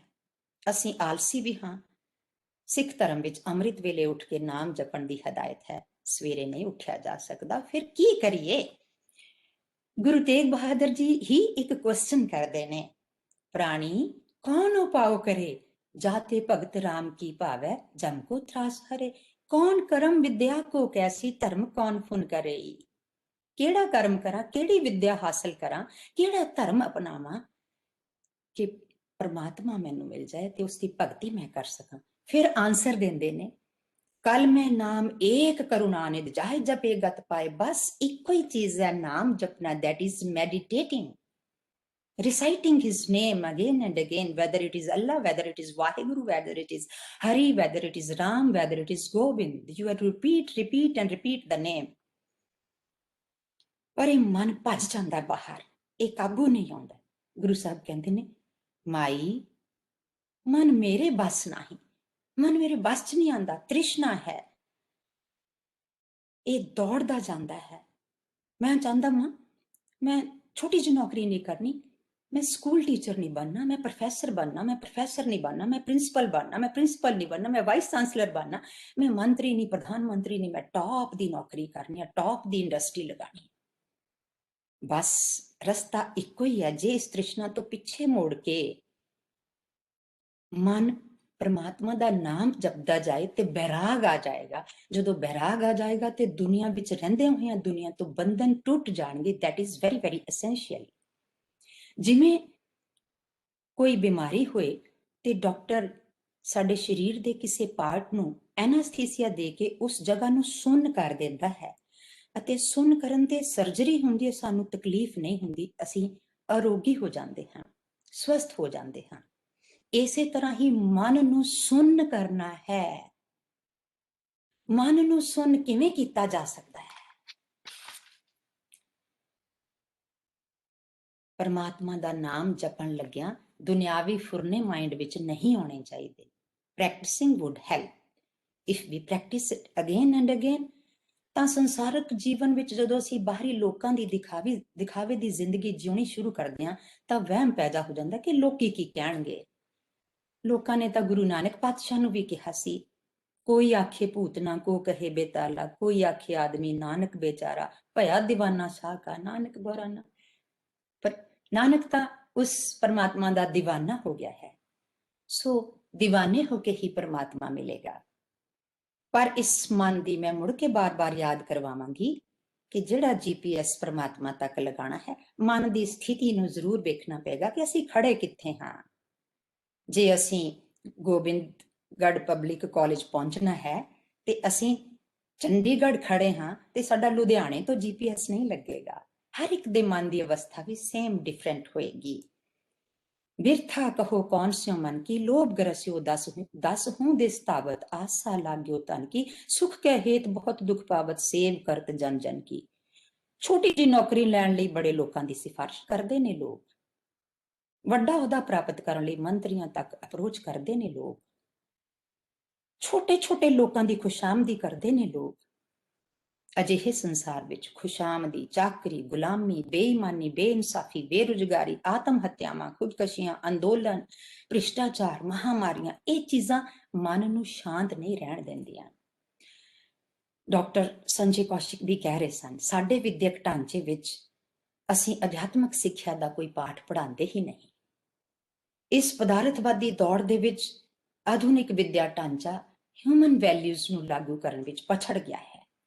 ਫਿਰ ਹੁੰਦਾ ਕੀ ਹੈ, ਨੌਜਵਾਨ ਨਸ਼ੇ ਕਰਦੇ ਨੇ, ਬੇਰੁਜ਼ਗਾਰੀ ਵਿੱਚ ਖੁਦਕਸ਼ੀਆਂ ਕਰਦੇ ਨੇ, ਧੀਆਂ ਦੇ ਬਲਾਤਕਾਰਾਂ ਦੀਆਂ ਖਬਰਾਂ ਸੁਣਦੇ ਹਾਂ, ਦੇਸ਼ਾਂ ਪ੍ਰਦੇਸ਼ਾਂ ਵੱਲ ਦੌੜ ਜਾਂਦੇ ਹਾਂ। ਜਦੋਂ ਰੱਖਿਆ ਕਰਨ ਵਾਲੇ ਹੀ ਰੱਖਿਆ ਨਹੀਂ ਕਰਦੇ, ਉਲਟੀ ਵਾੜ ਖੇਤ ਨੂੰ ਖਾਏ ਤੇ ਜਾਬਰ ਦਾ ਜ਼ੁਲਮ ਅਸਹਿ ਹੋ ਜਾਏ ਤੇ ਬੇਬਸ ਹੋ ਜਾਂਦੇ ਨੇ ਲੋਕ। ਕੋਈ ਗੱਲ ਨਹੀਂ, ਗੁਰੂ ਤੇਗ ਬਹਾਦਰ ਜੀ ਬੇਬਸੀ ਦੇ ਆਲਮ ਨੂੰ ਵੀ ਆਪਣੀ ਬਾਣੀ ਵਿੱਚ ਇਸ ਤਰ੍ਹਾਂ ਦੱਸਦੇ ਨੇ, ਵੱਲ ਛੁੱਟ ਕੇ ਉਹ ਬੰਧਨ ਪਰੇ, ਕਛੂ ਨਾ ਹੋਤ ਉਪਾਏ, ਕਹੋ ਨਾਨਕ ਅਬ ਓਟ ਹਰ ਗਜ ਸਿਉ ਹੋਏ ਸਹਾਏ। ਜੇ ਜ਼ਿੰਦਗੀ ਵਿੱਚ ਕਦੀ ਬੇਬਸ ਵੀ ਹੋ ਜਾਂਦੇ ਆ ਤੇ ਪਰਮਾਤਮਾ ਦਾ ਨਾਮ ਯਾਦ ਕਰੀਏ, ਉਹ ਗੁਪਤ ਰੂਪ ਵਿੱਚ ਪ੍ਰਗਟ ਹੋ ਜਾਂਦਾ ਹੈ ਅਤੇ ਸਾਡੀ ਮਦਦ ਕਰਦਾ ਹੈ। ਬਹੁਤ ਮੁਸ਼ਕਲ ਹੁੰਦਾ ਹੈ ਦੁੱਖ ਵਿੱਚ ਨਾਮ ਨੂੰ ਜਪਣਾ, ਅਕਾਲ ਪੁਰਖ ਅੱਗੇ ਸਮਰਪਿਤ ਹੋ ਜਾਣਾ ਹੁੰਦਾ ਹੈ ਤੇ ਫਿਰ ਉਹ ਪਰਮਾਤਮਾ ਅੰਦਰੋਂ ਹੀ ਆਵਾਜ਼ ਦਿੰਦਾ ਹੈ, ਬਲ ਹੁਆ ਬੰਧਨ ਛੁਟੇ ਸਭ ਕੁਛ ਹੋਤ ਪਾਏ, ਨਾਨਕ ਸਭ ਕੁਛ ਤੁਮਰੇ ਹੱਥ ਮੇਂ ਤੁਮ ਹੀ ਹੋਏ ਸਹਾਏ। ਅਸੀਂ ਕਰਨਾ ਕੀ ਹੈ, ਅਸੀਂ ਆਪਣੇ ਮਨ ਦਾ ਮਾਨ ਤੇ ਹੰਕਾਰ ਤਿਆਗ ਦੇਣਾ ਹੈ। ਇਹ ਗੱਲ ਛੱਡਣੀ ਪਏਗੀ, ਮੈਂ ਤਾਂ ਸਭ ਕੁਝ ਕਰ ਸਕਦਾ ਹਾਂ, ਮੇਰੇ ਪਾਸ ਧਨ ਹੈ, ਦੌਲਤ ਹੈ, ਲਿਆਕਤ ਹੈ, ਮੇਰੀ ਵੱਡੇ ਵੱਡੇ ਅਫਸਰਾਂ ਤੱਕ, ਮੰਤਰੀਆਂ ਤੱਕ ਪਹੁੰਚ ਹੈ। ਨਹੀਂ, ਗੁਰੂ ਜੀ ਕਹਿੰਦੇ ਨੇ ਸਾਧੋ, ਬੜੇ ਪਿਆਰ ਨਾਲ ਕਹਿੰਦੇ ਨੇ ਸਾਧੋ, ਮਨ ਕਾ ਮਾਨ ਤਿਆਗੋ। ਜੇ ਪਰਮਾਤਮਾ ਨੇ ਬੜੀਆਂ ਨਿਆਮਤਾਂ ਦਿੱਤੀਆਂ ਨੇ, ਬੜੇ ਬੜੇ ਅਹੁਦਿਆਂ ਤੇ ਵਿਰਾਜਮਾਨ ਕੀਤਾ ਹੈ, ਮਾਇਆ ਵਿੱਚ ਅੰਨੇ ਨਹੀਂ ਹੋਣਾ, ਤ੍ਰਿਸ਼ਨਾ ਵਿੱਚ ਅੰਨੇ ਨਹੀਂ ਹੋਣਾ, ਜਾਗਦੇ ਰਹਿਣਾ ਹੈ। ਤੇ ਗੁਰੂ ਜੀ ਕਹਿੰਦੇ ਨੇ, ਜਾਗ ਲਿਹੋ ਰੇ ਮਨਾ, ਕਹਾਂ ਗਾਫਲ ਹੈ ਸੋਇਆ। ਤੂੰ ਆਪਣੀ ਤਾਕਤ ਦੇ ਨਸ਼ੇ 'ਚ ਸੌਂ ਗਿਆ ਹੈ, ਹੰਕਾਰੀ ਹੋ ਗਿਆ ਹੈ। ਨਹੀਂ, ਕਿਸੇ ਨੂੰ ਡਰਾਉਣਾ ਨਹੀਂ, ਕਿਸੇ ਤੋਂ ਡਰਨਾ ਵੀ ਨਹੀਂ। ਆਪਣੇ ਤੋਂ ਕਿਸੇ ਉੱਪਰ ਵਾਲਾ ਜੇ ਜ਼ੁਲਮ ਕਰ ਰਿਹਾ ਹੈ ਤੇ ਉਸਦੇ ਵਿਰੁੱਧ ਆਵਾਜ਼ ਵੀ ਉਠਾਉਣੀ ਹੈ।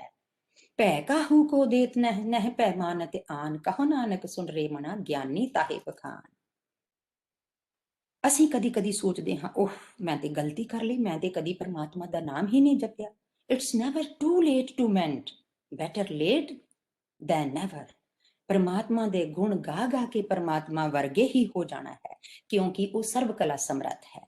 ਉਸਦੀ ਇੱਛਾ ਨੂੰ ਆਪਣੀ ਇੱਛਾ ਬਣਾ ਲੈਣਾ ਹੈ। ਜੇ ਜ਼ਿੰਦਗੀ ਵਿੱਚ ਕਦੀ ਕੋਈ ਇੱਛਾ ਪੂਰੀ ਨਹੀਂ ਹੋਈ ਤੇ ਭਾਣਾ ਮੰਨ ਲੈਣਾ ਹੈ, ਮਤਲਬ ਉਸਦੀ ਇੱਛਾ ਨੂੰ ਮੋੜਨਾ ਨਹੀਂ, ਅਡੋਲ ਰਹਿਣ ਲਈ। ਅਸੀਂ ਵੀ ਅਡੋਲ ਰਹਿਣਾ ਹੈ ਕਿਉਂਕਿ ਪਰਮਾਤਮਾ ਵੀ ਅਡੋਲ ਹੈ। ਜੋ ਪ੍ਰਾਣੀ ਨਿਸ ਦਿਨ ਭਜੇ ਰੂਪ ਰਾਮ ਤੇ ਜਾਨ, ਹਰ ਜਨ ਹਰ ਅੰਤਰ ਨਹੀਂ, ਨਾਨਕ ਸਾਚੀ ਮਾਨ। ਪਰਮਾਤਮਾ ਅਤੇ ਮਨੁੱਖ ਵਿੱਚ ਕੋਈ ਅੰਤਰ ਨਹੀਂ ਰਹਿ ਜਾਂਦਾ। ਜੇ ਅਸੀਂ ਪਰਮਾਤਮਾ ਵਰਗੇ ਬਣਨਾ ਹੈ ਤਾਂ ਉਸਦਾ ਨਾਮ ਜਪ ਜਪ ਕੇ ਬਣ ਸਕਦੇ ਹਾਂ। ਔਰ ਦੁਨਿਆਵੀ ਪੜ੍ਹਾਈ ਦੇ ਨਾਲ ਨਾਲ ਹਰ ਧਰਮ ਦੇ ਵਿਦਿਆਰਥੀ ਨੂੰ ਆਪਣੇ ਧਰਮਾਂ ਦੀਆਂ ਪੁਸਤਕਾਂ ਨੂੰ ਪੜ੍ਹਨਾ ਚਾਹੀਦਾ ਹੈ। ਗੁਰਬਾਣੀ ਵਿੱਚ ਲਿਖਿਆ ਹੈ, ਦੀਵਾ ਬਲੇ ਅੰਧੇਰਾ ਜਾਏ, ਵੇਦ ਪਾਠ ਮਤ ਪਾਕਾਂ ਖਾਏ।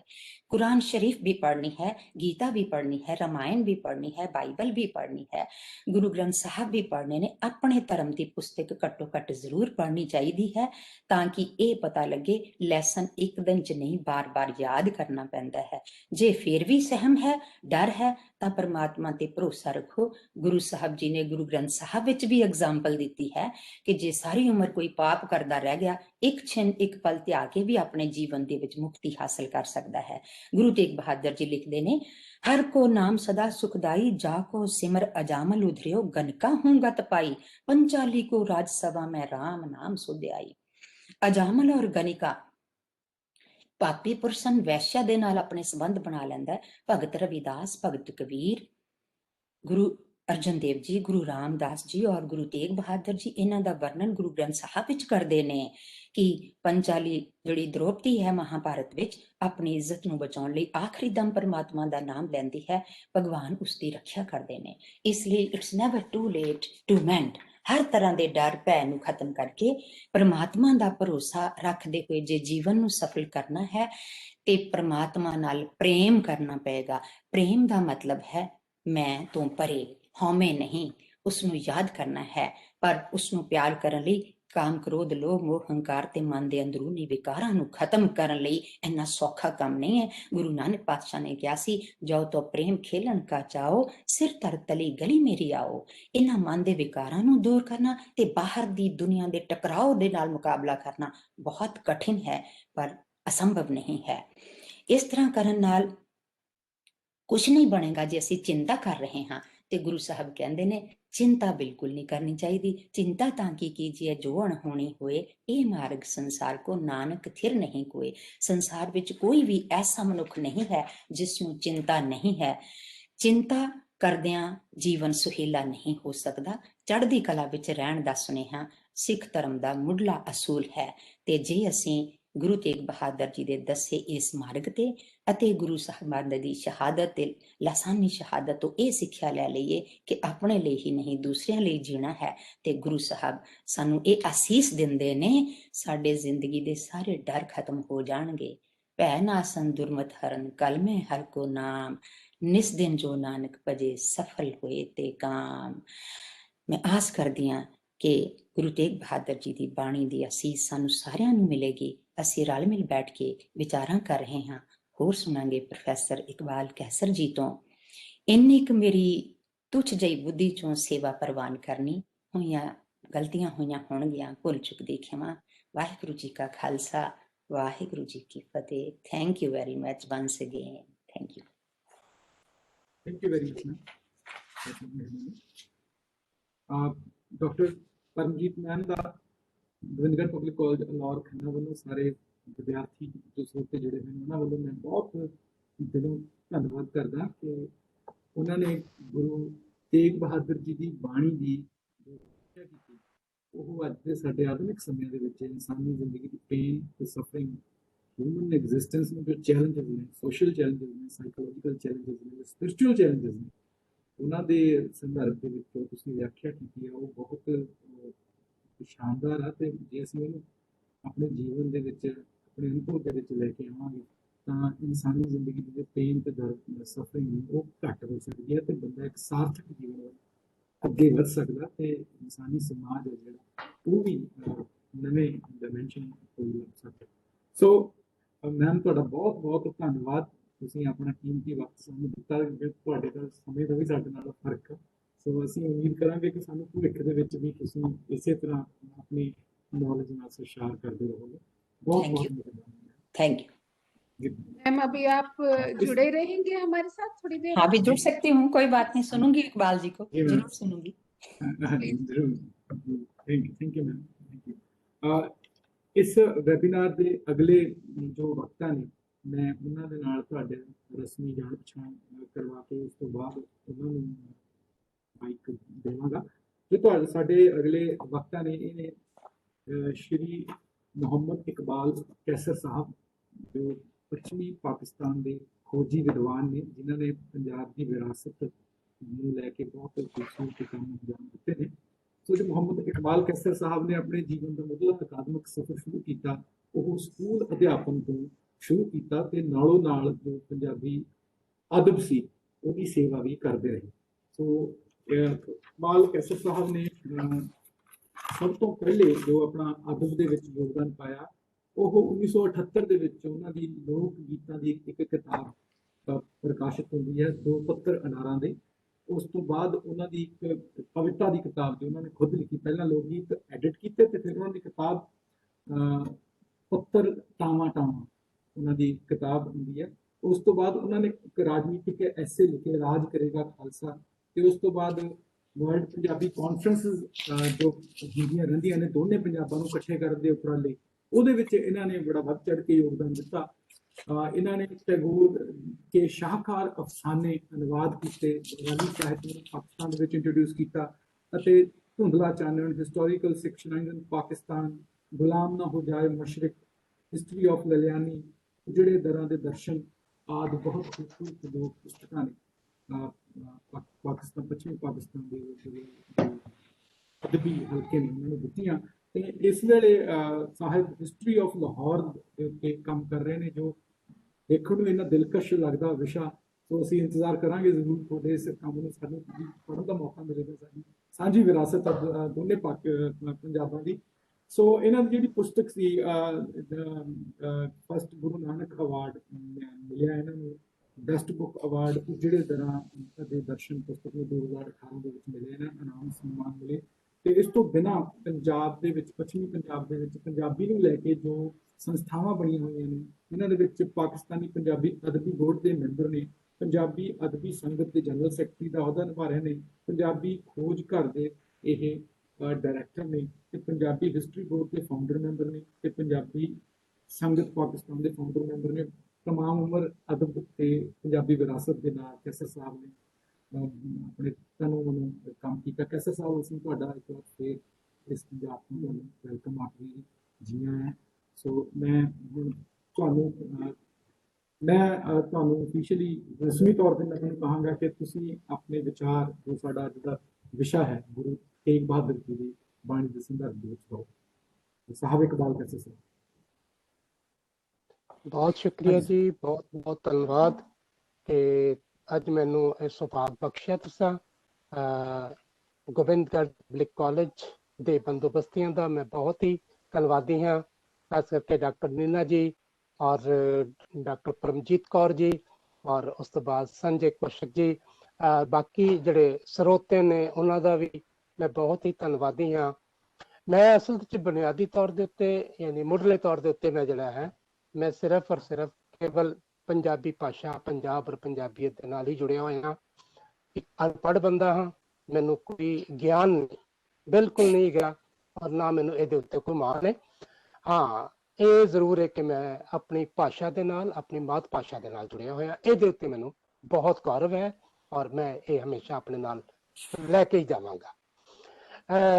अज असी गुरु तेग बहादुर जी की गल कर रहे हैं। गुरु तेग बहादुर जी 9वें पातशाह, 9वीं जोत सिख धर्म दी।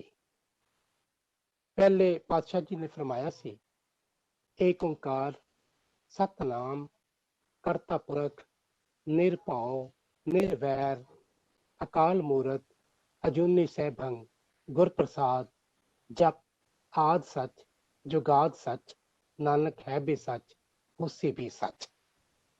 जे असी इनू इस्लाम बल्ले वेखिए ते उत्थे की है, उत्थे है कुल हुवल्लाहु आहद अल्लाहु समद लम यलिद वलम युलद वलम यकुल लहू कुफुवन अहद। कि ए बंदे तू कह दे कि रब एक के, एक ओंकार, और ਉਹਨੇ ना कदे किसी नू जणिया ते ना ਉਹਦੇ पेटों ਉਹ ਕਿਸੇ ਦੇ पेटों जणिया गया है। वो अकाल मूर्त है, हमेशा तो है और हमेशा रहेगा। हुण तुसी आप देखो कि किहड़ा धर्म है जिहड़ा मनुखता नूं वंडदा है, वो किहड़ा धर्म है जिहड़ा कहंदा है कि नहीं ऐ नहीं ते ऐ करो ते तुसी फेर है। नहीं, ऐसा कोई भी धर्म नहीं। मैं अपनी जदों पुस्तक लिखिया सी उजड़े दरां दे दर्शन, ਇਹਦੇ ਵਿੱਚ मैं पाकिस्तान के एक सिरे तो लैके ते दूजे सिरे तक जैन धर्म के जिन्ने भी इत्थे मंदिर ने या उन्हां दे इतिहासिक स्थान ने, मैं उन्होंने इस पुस्तक दे विच लिआंदा है। ये गुरमुखी लिपि च भी छप चुकी है उधर और इसका हिंदी ट्रांसलेशन भी अनुवाद भी हो चुका है। मैं जो महावीर जी ने पढ़िया और मैं वेख्या कि मनुखता जिहड़ी है या मनुखता नूं लैके अगे चलण वाले जिहड़े धर्म बने या धर्मां दे जिहड़े आगू हन या उन्हां दे जिहड़े संचालक सन, उन्हां ने इक्को जिहा ही सबक दिता है, एक ही गल कीती है और वो है कि बंदे ते रब दे विचकार एक जिहड़ा मेल है, एक जिहड़ा आपस दे विच जुड़ना है, ਉਹੀ बुनियादी चीज है। कुरान दे विच जिक्र आंदा है कि जिन्ने मेरे एक बंदे नूं कतल करता, बेगुनाह बंदे नूं कतल कर दिता, उन्हें सारी मनुखता नूं कतल कर दिता। भाई वेखो, एक बंदे दे कतल होण दे नाल मनुखता किवें कतल हो गई? ਇਹੀ ਉਹ ਨੁਕਤਾ ਹੈ ਜਿਹੜਾ ਸਾਨੂੰ ਇਸ ਪਾਸੇ ਲਿਆਂਦਾ ਹੈ। ਜਿਵੇਂ ਸੰਜੇ ਕੌਸ਼ਿਕ ਜੀ ਕਹਿ ਰਹੇ ਸਨ ਕਿ ਅੱਜ ਅਸੀਂ ਬਹੁਤ ਦੂਰ ਹੋ ਗਏ ਹਾਂ, ਇਹਨਾਂ ਅੱਜ ਦੇ ਸਾਡੇ ਐਜੂਕੇਸ਼ਨ ਸਿਸਟਮ ਦੇ ਸਾਨੂੰ ਬਹੁਤ ਦੂਰ ਕਰ ਦਿੱਤਾ ਹੈ। ਤਾਂ ਐਜੂਕੇਸ਼ਨ ਸਿਸਟਮ ਨੇ ਦੂਰ ਨਹੀਂ ਕੀਤਾ, ਅਸੀਂ ਆਪਣੇ ਆਪ ਨੂੰ ਆਪ ਮਨੁੱਖਤਾ ਦੇ ਵਿੱਚੋਂ ਬਾਹਰ ਕੱਢ ਲਿਆ ਹੈ।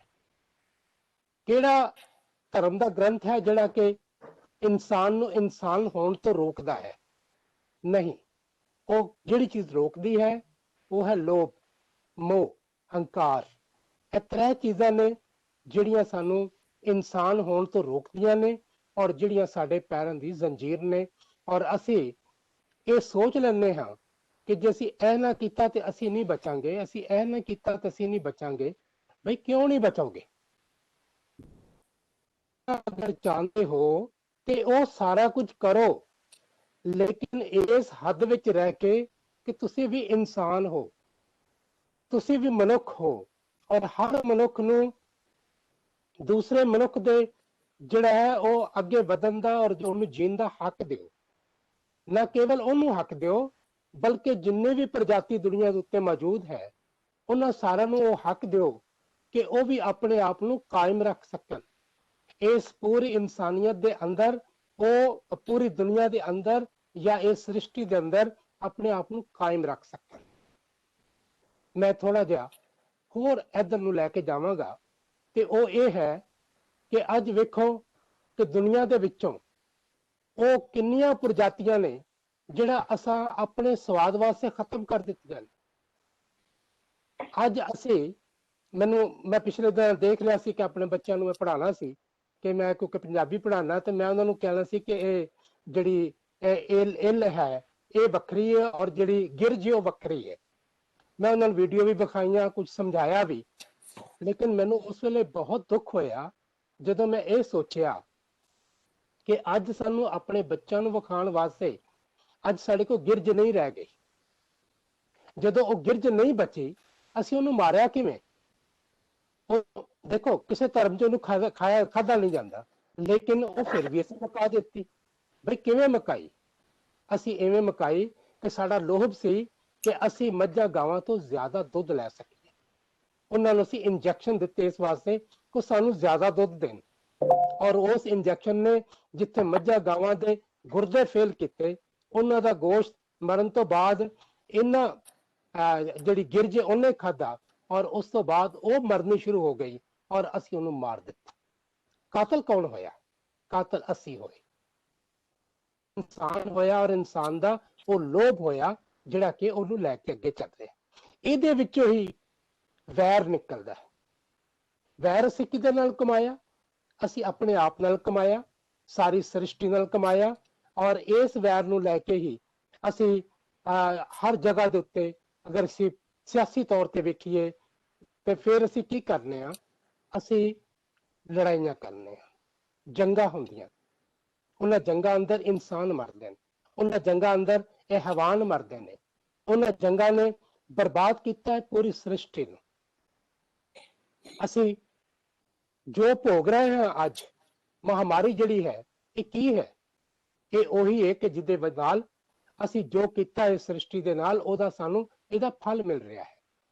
ਔਰ ਇਹ ਜਿਹੜੇ ਜਿੰਨੇ ਵੀ ਧਰਮਾਂ ਦੇ ਆਗੂ ਸਨ, ਜਿੰਨੇ ਵੀ ਧਰਮਾਂ ਦੇ ਪੀਰ, ਪੈਗੰਬਰ, ਗੌਸ, ਕੁਤਬ ਔਰ ਗੁਰੂ ਸਾਹਿਬਾਨ ਜਿਹੜੇ ਨੇ, ਉਹਨਾਂ ਨੇ ਇਨਸਾਨ ਨੂੰ ਇਹੀ ਦਰਸ ਦਿੱਤਾ ਹੈ ਕਿ ਭਾਈ ਨਾ ਆਪਣੀ ਹੱਦ ਵਿੱਚ ਰਹੋ, ਔਰ ਜਦੋਂ ਤੁਸੀਂ ਆਪਣੀ ਸੀਮਾ ਪਾਰ ਕਰਦੇ ਹੋ ਤੇ ਫਿਰ ਆਪਣੇ ਵਾਸਤੇ ਵੀ ਦੁੱਖ ਸਹਿੜਦੇ ਹੋ ਤੇ ਫਿਰ ਦੂਜਿਆਂ ਵਾਸਤੇ ਵੀ ਦੁੱਖ ਸਹਿੜਦੇ ਹੋ। ਦੇਖੋ ਤੁਸੀਂ, ਅਸੀਂ ਬੜੇ ਹੀ ਸਿੱਧੀ ਸਿੱਧੀ ਗੱਲ ਕਰਦੇ ਹਾਂ ਕਿ ਦੁਨੀਆ ਅੰਦਰ ਕਦੇ ਵੀ ਕਿਸੇ ਬਾਦਸ਼ਾਹ ਦਾ ਧਰਮ ਜਿਹੜਾ ਹੈ ਉਹ ਧਰਮ ਨਹੀਂ ਹੋਇਆ ਜਿਹੜਾ ਕਿ ਮਨੁੱਖਤਾ ਦਾ ਧਰਮ ਹੁੰਦਾ ਹੈ। ਬਾਦਸ਼ਾਹਾਂ ਦੇ ਧਰਮ ਜਿਹੜੇ ਨੇ ਉਹ ਬਿਲਕੁਲ ਸਿੱਧੇ ਜਿਹੜੇ ਨੇ, ਉਹ ਤਖਤ ਹੁੰਦਾ ਹੈ, ਉਹ ਤਾਜ ਹੁੰਦਾ ਹੈ, ਉਹ ਧਨ ਦੌਲਤ ਹੁੰਦੀ ਹੈ, ਉਹ ਵਡਿਆਈ ਹੁੰਦੀ ਹੈ ਜਿਹੜੀ ਉਹ ਦੁਨੀਆ 'ਚ ਆਪਣੀ ਕਾਇਮ ਰੱਖਣਾ ਚਾਹੁੰਦੇ ਨੇ। ਔਰ ਉਹਦੇ ਵਾਸਤੇ ਉਹ ਸਭ ਕੁਝ ਕਰਨ ਵਾਸਤੇ ਤਿਆਰ ਨੇ, ਇੱਥੋਂ ਤੱਕ ਕਿ ਗੁਰੂਆਂ ਨੂੰ ਵੀ ਕਤਲ ਕਰਨ ਵਾਸਤੇ ਤਿਆਰ ਹੋ ਜਾਂਦੇ ਨੇ। ਤੇ ਉਹ ਆਪਣੇ ਭਰਾਵਾਂ ਨੂੰ, ਆਪਣੀਆਂ ਭੈਣਾਂ ਨੂੰ ਔਰ ਆਪਣੇ ਬਾਕੀ ਖੂਨ ਦੇ ਰਿਸ਼ਤਿਆਂ ਨੂੰ ਉਹ ਆਪਣੇ ਤਖਤ ਵਾਸਤੇ ਕਤਲ ਕਰਦੇ ਨੇ, ਤੇ ਉੱਥੇ ਗੁਰੂ ਸਾਹਿਬਾਨ ਵੀ ਉਹਨਾਂ ਦੇ ਹੱਥੋਂ ਬਚਦੇ ਨਹੀਂ। ਅੱਜ ਉਸ ਵੇਲੇ ਦਿੱਲੀ ਦੇ ਤਖਤ ਦੇ ਉੱਤੇ ਔਰੰਗਜ਼ੇਬ ਸੀ। ਔਰੰਗਜ਼ੇਬ ਇੱਕ ਬਾਦਸ਼ਾਹ ਸੀ, ਉਹਨੂੰ ਅਸੀਂ ਕਿਸੇ ਧਰਮ ਨਾਲ ਨਹੀਂ ਜੋੜ ਸਕਦੇ। ਉਹ ਇੱਕ ਬਾਦਸ਼ਾਹ ਸੀ, ਉਹ ਬਾਦਸ਼ਾਹੀ ਕਰ ਰਿਹਾ ਸੀ, ਔਰ ਆਪਣੀ ਬਾਦਸ਼ਾਹੀ ਨੂੰ ਕਾਇਮ ਰੱਖਣ ਵਾਸਤੇ ਕੋਈ ਬਾਦਸ਼ਾਹ ਕੁਝ ਵੀ ਕਰ ਸਕਦਾ ਹੈ, ਔਰ ਔਰੰਗਜ਼ੇਬ ਨੇ ਵੀ ਉਹੀ ਕੀਤਾ। ਜਦੋਂ ਉਹਦਾ ਕਬਜ਼ਾ ਸੀ ਤੇ ਔਰੰਗਜ਼ੇਬ ਦਿੱਲੀ ਦੇ ਤਖਤ ਦਾ ਮਾਲਕ ਸੀ, ਤੇ ਉਸ ਵਕਤ ਇੱਥੇ ਚਿੜੀ ਉਹਦੇ ਸਾਹਮਣੇ ਪੜ ਨਹੀਂ ਸੀ ਮਾਰ ਸਕਦੀ। ਫਿਰ ਉਹਨੇ ਗੁਰੂ ਤੇਗ ਬਹਾਦਰ ਜੀ ਦਾ ਇਸੇ ਦਿੱਲੀ ਦੇ ਅੰਦਰ ਕਤਲ ਹੋਇਆ। ਮੈਂ ਇਸ ਕਹਿਣ ਚ ਮੈਨੂੰ ਕੋਈ ਆਰ ਨਹੀਂ ਕਿ ਗੁਰੂ ਗੋਬਿੰਦ ਸਿੰਘ ਜੀ, ਗੁਰੂ ਤੇਗ ਬਹਾਦਰ ਜੀ ਦਾ ਕਤਲ ਜਿਹੜਾ ਹੈ ਉਹ ਅਸਲ ਦੇ ਵਿੱਚ ਦਿੱਲੀ ਦੇ ਉੱਤੇ ਗੁਰੂ ਗੋਬਿੰਦ ਸਿੰਘ ਜੀ ਦਾ ਔਰ ਗੁਰੂ ਤੇਗ ਬਹਾਦਰ ਜੀ ਦਾ ਕਬਜ਼ਾ ਹੈ। ਔਰੰਗਜ਼ੇਬ ਚਲਾ ਗਿਆ, ਮਿਟ ਗਿਆ, ਖਤਮ ਹੋ ਗਿਆ, ਉਹਦਾ ਨਾਮ ਸਿਰਫ ਤਾਰੀਖ ਦੇ ਪੰਨੇ ਵਿੱਚ ਰਹਿ ਗਿਆ। ਪਰ ਗੁਰੂ ਸਾਹਿਬਾਨ ਨੂੰ ਅੱਜ ਵੀ ਮੱਥਾ ਟੇਕਿਆ ਜਾ ਰਿਹਾ ਹੈ, ਉਹਨਾਂ ਦਾ ਅੱਜ ਵੀ ਤਖਤ ਮੌਜੂਦ ਹੈ, ਔਰ ਉਹ ਤਖਤ ਹਮੇਸ਼ਾ ਮੌਜੂਦ ਰਹੇਗਾ, ਕਿਉਂਕਿ ਉਹਨਾਂ ਨੇ ਕਿਸੇ ਤਖਤ ਉੱਤੇ ਕਬਜ਼ਾ ਕਰਨ ਵਾਸਤੇ ਉੱਥੇ ਤਖਤ ਨਹੀਂ ਸੀ ਹਾਸਲ ਕੀਤਾ। ਉਹਨਾਂ ਨੇ ਲੋਕਾਂ ਦੇ ਦਿਲਾਂ ਉੱਤੇ ਕਬਜ਼ਾ ਕਰਨ ਵਾਸਤੇ, ਲੋਕਾਂ ਦੇ ਦਿਲਾਂ ਨੂੰ ਫਤਿਹ ਕਰਨ ਵਾਸਤੇ, ਮਨੁੱਖਤਾ ਦੇ ਦਿਲ ਨੂੰ ਫਤਿਹ ਕਰਨ ਵਾਸਤੇ ਔਰ ਮਨੁੱਖਤਾ ਦੇ ਸੱਚ ਨੂੰ ਦੜਿਆਉਣ ਵਾਸਤੇ ਉਹਨਾਂ ਨੇ ਇਹ ਸਭ ਕੀਤਾ ਸੀ।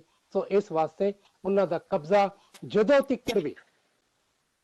ਤੀਕ ਵੀ ਦੁਨੀਆ ਦੇ ਅੰਦਰ ਤਾਕਤਵਰ ਮਾੜੇ ਨੂੰ ਮਾਰਨ ਦਾ ਕਰਦਾ ਰਹੇਗਾ, ਔਰ ਉਦੋਂ ਤੱਕ ਹੀ ਇੱਕ ਕਬਜ਼ਾ ਕਾਇਮ ਰਹੇਗਾ, ਔਰ ਗੁਰੂ ਤੇਗ ਬਹਾਦਰ ਜੀ ਦਾ ਨਾਮ ਜ਼ਿੰਦਾ ਰਹੇਗਾ ਔਰ ਹਮੇਸ਼ਾ ਰਹੇਗਾ। ਮੈਂ ਇੱਥੇ ਇੱਕ ਹੋਰ ਉਦਾਹਰਨ ਦੇਣੀ ਚਾਹਾਂਗਾ। ਤਾਂ ਉਦਾਹਰਨ ਇਹ ਹੈ ਕਿ ਪੰਜਾਬੀ ਭਾਸ਼ਾ ਦੇ ਬਹੁਤ ਵੱਡੇ ਕਵੀ ਬਾਬਾ ਬੁੱਲੇ ਸ਼ਾਹ ਜੀ ਨੇ ਆਪਣੀਆਂ 2 ਕਾਫੀਆਂ ਦੇ ਅੰਦਰ ਸ਼ਰਧਾਂਜਲੀ ਭੇਟ ਕੀਤੀ ਹੈ ਗੁਰੂ ਤੇਗ ਬਹਾਦਰ ਜੀ ਨੂੰ। ਕਹਿੰਦੇ ਹਨ ਕਿਤੇ ਤੇਗ ਬਹਾਦਰ ਗਾਜ਼ੀ ਹੋ, ਕਿਤੇ ਆਪਣਾ ਪੰਥ ਬਣਾਈ ਦਾ। ਤੁਸੀਂ ਆਪ ਗੌਰ ਕਰੋ ਕਿ ਕਿਤੇ ਤੇਗ ਬਹਾਦਰ ਗਾਜ਼ੀ ਹੋ। ਇਸਲਾमिक सोच अनुसार गाजी जड़ा है ओदा और शहीद दा 2 वखरा वखरियां गल्लां। शहीद वो है जड़ा हक सच वास्ते मैदाने जंग विच नितर के ते अपनी जान दा नजराना दे दिंदा है, अपनी जान कुर्बान कर दिंदा है अपनी सच्चाई दे उत्ते, वो शहीद है। और जेड़ा लड़ के फतह प्राप्त करके उथों जिउंदा जागदा पिछा मुड़े आंदा है और फतह पा लैंदा है और अपने सच नूं दड़ियाण च कामयाब हो जांदा है, उन्होंने गाजी किया जाता है। हुण तुसीं देखो कि बाबा बुल्ले शाह जी गुरु तेग बहादुर नूं गाजी कह रहे हैं, शहीद नहीं कह रहे, गाजी कह रहे हैं। और अगर असी उन्हां दी इस गल नूं पूरी तरह इहदा व्याख्या करिए दी ते की निकलदा है कि सच दी फतह हासिल करके जो बाकी बचिया जो वो लैके आए और उन्होंने दुनिया च वरताया, मनुखता नूं दिता, इंसानां दे हक दी गल कीती, इंसानां नूं दिता, तो गुरु तेग बहादुर जी गाजी बन के लौटे। उन्हां दी शरीरक शहादत जरूर हुई, पर बुल्ले शाह उन्हां दी शरीरक शहादत नूं शहादत नहीं मनदे, वो कहंदे ने गाजी ने उन्होंने हक और सच नूं जिंदा किया है। हुण असीं इन्हां ही चीज़ां नूं लैके जे असीं देखीए कि की कोई मुसलमान सूफी जड़ा है वो जड़ा कि सचमुच मुसलमान है, वो जड़ा है वो कदे भी किसी दे उत्ते अन्याय वास्ते कदे भी आवाज नहीं चुकेगा, कदे भी अन्याय वास्ते तैयार नहीं होएगा, बल्कि उसकी निंदा करेगा। और बुल्ले शाह ने भी ये निंदा की और जिहदी कि तुहाडे सामने है। अगे असीं चलने हाँ तो देखते हैं कि ये सारा कुछ जड़ा है ਇਹ ਕੀ ਹੈ ਔਰ ਕਿਵੇਂ ਹੈ। ਦੇਖੋ ਗੁਰੂ ਤੇਗ ਬਹਾਦਰ ਜੀ ਜੇ ਏਕ ਓंकार ਜਿਹੜਾ ਸਭ ਤੋਂ ਪਹਿਲੇ ਜੋ ਬਾਣੀ ਦੇ ਵਿੱਚ ਸਭ ਤੋਂ ਪਹਿਲੀ ਬਾਣੀ ਹੈ, ਏਕ ਓंकार ਸਤਨਾਮ ਕਰਤਾ ਪੁਰਖ ਨਿਰਭਉ। ਨਿਰਭਉ ਕੌਣ ਹੈ? ਨਿਰਭਉ ਉਹ ਹੈ ਜੋ ਕਹਿੰਦਾ ਹੈ ਜੋ ਤੋਂ ਪ੍ਰੇਮ ਖਿਲਣ ਕਾ ਚਾਓ, ਸਿਰ तर तली गली मुरे आओ, एक मार्ग पैर धरी जे सिर दीजिए कान न कीजिए। जिन्हों अपने सिर दी कान है वो मैदान च किवें नितर सकता है? वो ना अपने हक्कां वास्ते लड़ सकता है ना दूसरे दे हक्कां वास्ते लड़ सकता है। वो तो कदे मैदान च उतर ही नहीं सकता। और जिहड़ा मैदान च उतरदा है वही निरभव है, वही निर्वैर है। अगर गुरु तेग बहादुर जी ने वैर लेना हुंदा ते वो अपने शस्त्र लैके जांदे, वो मैदान दे विच निकरदे। उन्होंने वैर नहीं लिया, वो निरभव होकर निकले हैं। और निरभव होकर निकलण दा जिहड़ा मूल है वो यही है सॉरी वो यही है कि उन्होंने अपना सीस अपनी तली उत्ते रखिया है। और जिहड़ा बंदा अपना सीस अपनी तली उत्ते रख के मैदान विच नितर पैंदा है उसदी हार नहीं हुंदी, वो जित के गाजी बन के आंदा है। और इसे नुक्ते नूं ही इसे ही जिहड़ी गल है उन्होंने बुल्ले शाह ने कहा है कि किते तेग बहादुर गाजी हो, किते अपना पंथ बनाई दा। यह है वो तेग बहादुर गाजी, यह है वो सच्चाई दी गल, यह है वो जिहड़ा बुल्ले शाह कह रहा है ना कि गुरु किते तेग बहादुर गाजी हो। मैं ये कहना है कि वो एक पासे सिर्फ गाजी नहीं कह रहे, उन्होंने सच ते खलोता कह रहे हैं और सच की फतह पाने वाला कह रहे हैं। और दूजे पासे ਉਹਦੇ ਜਿਹੜੇ ਮੁਕਾਬਲੇ ਦੇ ਉੱਤੇ ਨੇ ਉਹਦਾ ਨਾਂ ਨਾ ਲੈ ਕੇ ਵੀ ਉਹਨਾਂ ਨੇ ਉਹਦੀ ਹਾਰ ਨੂੰ ਮੰਨ ਲਿਆ ਹੈ ਕਿ ਉਹ ਹਾਰ ਗਿਆ ਹੈ। ਅੱਜ ਗੁਰੂ ਤੇਗ ਬਹਾਦਰ ਜੀ ਦਾ 400 ਸਾਲ ਤੋਂ ਇਸ ਦਿੱਲੀ ਤਖਤ ਉੱਤੇ ਕਬਜ਼ਾ ਹੈ। ਔਰੰਗਜ਼ੇਬ ਦਾ ਕਬਜ਼ਾ ਜਿਹੜਾ ਹੈ ਉਹ ਉਹਦੇ ਮਰਨ ਦੇ ਨਾਲ ਹੀ ਖਤਮ ਹੋ ਗਿਆ ਸੀ, ਲੇਕਿਨ ਇਹ ਕਬਜ਼ਾ ਅੱਜ ਵੀ ਹੈ ਔਰ ਹਮੇਸ਼ਾ ਰਹੇਗਾ। ਜਦੋਂ ਤੱਕ ਅਸੀਂ ਸਮਾਜਿਕ ਵੈਲਿਊ ਦੀ ਗੱਲ ਕਰਨੇ ਹਾਂ ਤਾਂ ਸਮਾਜਿਕ ਵੈਲਿਊ ਇਸ ਤੋਂ ਜ਼ਿਆਦਾ ਕੀ ਹੋ ਸਕਦੀ ਹੈ ਕਿ ਦੁਨੀਆ ਅੰਦਰ ਇੱਕ ਅਨਮੋਲ ਜਿਹੜੀ ਹੈ ਉਹ ਸ਼ਹਾਦਤ ਹੈ ਕਿ ਪੂਰੀ ਦੁਨੀਆ ਜਿਹੜੀ ਹੈ ਉਹਦੇ ਅੰਦਰ ਕਿਸੇ ਵੀ ਧਰਮ ਦੇ ਗੁਰੂ ਨੇ, ਪੈਗੰਬਰ ਨੇ, ਪੀਰ ਨੇ ਕਿਸੇ ਦੂਜੇ ਧਰਮ ਵਾਸਤੇ ਕੁਰਬਾਨੀ ਨਹੀਂ ਦਿੱਤੀ। ਜੇ ਪਹਿਲੇ ਪਾਤਸ਼ਾਹ ਜੀ ਇਹ ਕਹਿ ਰਹੇ ਹਨ ਕਿ ਜਨੇਊ ਨਹੀਂ ਪਹਿਨਣਾ ਤੇ ਨੌਵੇਂ ਪਾਤਸ਼ਾਹ ਜੀ ਉਹ ਜਨੇਊ ਦੀ ਰੱਖਿਆ ਵਾਸਤੇ ਮੈਦਾਨ ਵਿੱਚ ਉਤਰੇ। ਇਹ ਇੱਕ ਬਿਲਕੁਲ ਅਦੁੱਤੀ ਮਿਸਾਲ ਹੈ। ਇਹ ਨਹੀਂ ਕੋਈ ਕਹਿ ਸਕਦਾ ਕਿ ਉਹਨਾਂ ਨੇ ਪਹਿਲੇ ਪਾਤਸ਼ਾਹ ਜੀ ਦੇ ਹੁਕਮ ਦੀ ਨਿੰਦਾ ਕੀਤੀ ਜਾਂ ਉਹਨੂੰ ਛੱਡਿਆ ਹੈ। ਨਹੀਂ, ਉਸ ਜਨੇਊ ਨਾ ਪਹਿਨਣ ਦੇ ਵਿੱਚ ਵੀ ਇਹ ਇਨਕਾਰ ਸੀ ਕਿ ਜੀ ਜਿਹੜਾ ਤੁਸੀਂ ਜ਼ਬਰ ਕਰਦੇ ਹੋ, ਭਾਵੇਂ ਉਹ ਕੋਈ ਵੀ ਕਰੇ, ਤੁਸੀਂ ਜ਼ਬਰ ਦੇ ਖਿਲਾਫ ਨਿਕਲਣਾ ਹੈ, ਧੱਕੇ ਦੇ ਖਿਲਾਫ ਨਿਕਲਣਾ, ਉਸ ਧੱਕੇਸ਼ਾਹੀ ਦੇ ਖਿਲਾਫ ਨਿਕਲਣਾ। ਗੁਰੂ ਹਰਗੋਬਿੰਦ ਜੀ ਨੇ ਕਿਹਾ ਸੀ ਨਾ, 2 ਤਲਵਾਰਾਂ ਪਹਿਨੀਆਂ, ਇੱਕ ਮੀਰੀ ਦੀ ਇੱਕ ਪੀਰੀ ਦੀ। ਇਹੀ ਇਹ ਸਿੱਖਿਆ ਹੈ ਕਿ ਮੀਰੀ ਔਰ ਪੀਰੀ ਨੂੰ ਦੋਹਾਂ ਨੂੰ ਨਾਲ ਲੈ ਕੇ ਚੱਲਣਾ ਪੈਗਾ, ਫਿਰ ਹੀ ਅਸੀਂ ਅੱਗੇ ਵੱਧ ਸਕਦੇ ਹਾਂ। ਫਿਰ ਹੀ ਇਨਸਾਨ ਜਿਹੜਾ ਹੈ ਉਹ ਇਨਸਾਨੀਅਤ ਦੀ ਗੱਲ ਕਰ ਸਕਦਾ ਹੈ। ਔਰ ਇਨਸਾਨੀਅਤ ਦੀ ਗੱਲ ਸਿਰਫ ਉਹ ਕਰ ਸਕਦਾ ਹੈ ਜੋ ਇਨਸਾਨ ਆਪਣੇ ਆਪ ਨੂੰ ਵੀ ਇਨਸਾਨ ਮੰਨਦਾ ਹੈ ਔਰ ਦੂਜੇ ਦੇ ਵੀ ਇਨਸਾਨ ਹੋਣ ਤੇ ਫਖਰ ਕਰਦਾ ਹੈ, ਮਾਣ ਕਰਦਾ ਹੈ, ਗੌਰਵ ਹੈ। ਸੋ ਇਹ ਜਿਹੜੀਆਂ ਗੱਲਾਂ ਨੇ ਇਹ ਕਿਤੇ ਸਾਨੂੰ ਹੋਰ ਬਹੁਤ ਸਾਰੇ ਧਰਮਾਂ 'ਚ ਬਹੁਤ ਸਾਰੀਆਂ ਗੱਲਾਂ ਅਖਲਾਕੀਆਤ ਦੀਆਂ, ਇਨਸਾਨਾਂ ਨੂੰ, ਇਨਸਾਨ ਦਾ ਇੱਕ ਹੋਣਾ, ਇਨਸਾਨ ਦੀ ਵਡਿਆਈ ਸਭ ਧਰਮਾਂ 'ਚ ਮਿਲਦੀ ਹੈ। ਤੁਸੀਂ ਇਹ ਵੇਖੋ ਕਿ ਗੁਰੂ ਸਾਹਿਬ ਜਿਹੜੇ ਨੇ ਗੁਰੂ ਤੇਗ ਬਹਾਦਰ ਜੀ, ਉਹ ਜਦੋਂ ਹਰਮੰਦਰ ਸਾਹਿਬ ਆਉਂਦੇ ਨੇ ਬਕਾਲੇ ਤੋਂ ਚੱਲ ਕੇ, ਤੇ ਉਹਨਾਂ ਦੇ ਉੱਤੇ ਦਰਵਾਜ਼ੇ ਬੰਦ ਕਰ ਦਿੱਤੇ ਜਾਂਦੇ। ਹਰਮੰਦਰ ਸਾਹਿਬ ਦੇ ਦਰਵਾਜ਼ੇ, ਉਸ ਹਰਮੰਦਰ ਸਾਹਿਬ ਦੇ ਦਰਵਾਜ਼ੇ ਜਿਹਦੇ ਵਿੱਚ ਹਮੇਸ਼ਾ ਗੁਰੂ ਸਾਹਿਬ ਦੀ ਬਾਣੀ ਦਾ ਪਰਵਾ ਚੱਲਣਾ ਹੈ, ਉਹਦੇ ਦਰਵਾਜ਼ੇ ਬੰਦ ਕਰ ਦਿੱਤੇ ਜਾਂਦੇ ਨੇ। ਭਾਈ ਕਿਉਂ ਬੰਦ ਕੀਤੇ ਜਾਂਦੇ ਨੇ? ਹਾਂ, ਇਹ ਇੱਕ ਹੋਰ ਵੱਖਰੀ ਜਿਹੀ ਮਿਸਾਲ ਹੈ, ਔਰ ਉਹ ਮਿਸਾਲ ਇਹ ਹੈ ਕਿ ਜਦੋਂ ਜਿੰਨੇ ਉਸ ਸਿੰਘਾਸਨ ਦੇ ਉੱਤੇ ਬੈਠਣਾ ਹੈ ਉਹਦੇ ਵਾਸਤੇ ਬੂਹਾ ਬੰਦ ਕੀਤਾ ਜਾ ਰਿਹਾ ਹੈ, ਔਰ ਉਹ ਕੀ ਉਹਨਾਂ ਦਾ ਅੱਗੇ ਜਵਾਬ ਕੀ ਹੈ? ਉਹਨਾਂ ਦਾ ਜਵਾਬ ਹੈ ਕਿ ਉਹ ਸਾਰੀ ਜਿਹੜਾ ਹੈ ਹਿੰਦੁਸਤਾਨ ਦੇ ਅੰਦਰ ਕਿਤੇ ਪੂਰਬ ਹੈ, ਬਿਹਾਰ ਹੈ, ਬੰਗਾਲ ਹੈ, ਘੁੰਮ ਕੇ ਔਰ ਆਪਣੀ ਬਾਣੀ ਰਚ ਕੇ ਜਦੋਂ ਪਿਛੇ ਮੁੜਦੇ ਹਨ ਤੇ ਫਿਰ ਕੀ ਹੈ? ਫਿਰ ਆਨੰਦਪੁਰ ਸਾਹਿਬ ਦੀ ਨੀਂਹ ਰੱਖਦੇ ਹਨ, ਜਿੱਥੇ ਖਾਲਸਾ ਸਾਜਿਆ ਜਾ ਰਿਹਾ ਹੈ। ਤੇ ਉਹਨਾਂ ਨੇ ਇੱਕ ਅਗਲੀ ਗੱਲ ਕੀਤੀ ਹੈ ਕਿ ਇਹ ਜਿਹੜਾ ਤੁਹਾਨੂੰ ਸਰੂਪ ਦਿੱਤਾ ਜਾ ਰਿਹਾ ਹੈ, ਇਹ ਸਰੂਪ ਉਹ ਹੈ ਜਿਹੜਾ ਬਿਲਕੁਲ ਅਦੁੱਤਾ ਹੋਏਗਾ ਔਰ ਸਭ ਨੂੰ ਵੱਖਰਿਆ ਕਰੇਗਾ। ਇਹ ਦਸਤਾਰ, ਇਹ ਪੰਜ ਕਕਾਰ ਜਿਹੜੇ ਨੇ, ਇਹ ਤੁਹਾਨੂੰ ਦੁਨੀਆ ਤੋਂ ਦੂਸਰਿਆਂ ਨਾਲ ਵੱਖਰਾ ਕਰਦੇ ਹਨ, ਔਰ ਇਹੀ ਤੁਹਾਡੀ ਵੱਖਰਤਾ ਹੈ ਕਿ ਤੁਸੀਂ ਮੈਦਾਨ ਵਿੱਚ ਨਿੱਤਰ ਕੇ ਹਮੇਸ਼ਾ ਸ੍ਰੀ ਸਾਹਿਬ ਤੇ ਉਦੋਂ ਹੱਥ ਰੱਖੋ ਜਦੋਂ ਤੁਹਾਡੀ ਆਪਣੀ ਇੱਜ਼ਤ ਤੇ ਹੱਥ ਪਵੇ, ਜਦੋਂ ਤੁਸੀਂ ਕਿਸੇ ਦੀ ਰੱਖਿਆ ਕਰ ਸਕੋ, ਤੇ ਫਿਰ ਤੁਸੀਂ ਇਸ ਕਿਰਪਾਨ ਦੇ ਉੱਤੇ ਹੱਥ ਰੱਖ ਕੇ ਮੈਦਾਨ ਵਿੱਚ ਨਿੱਤਰੋ।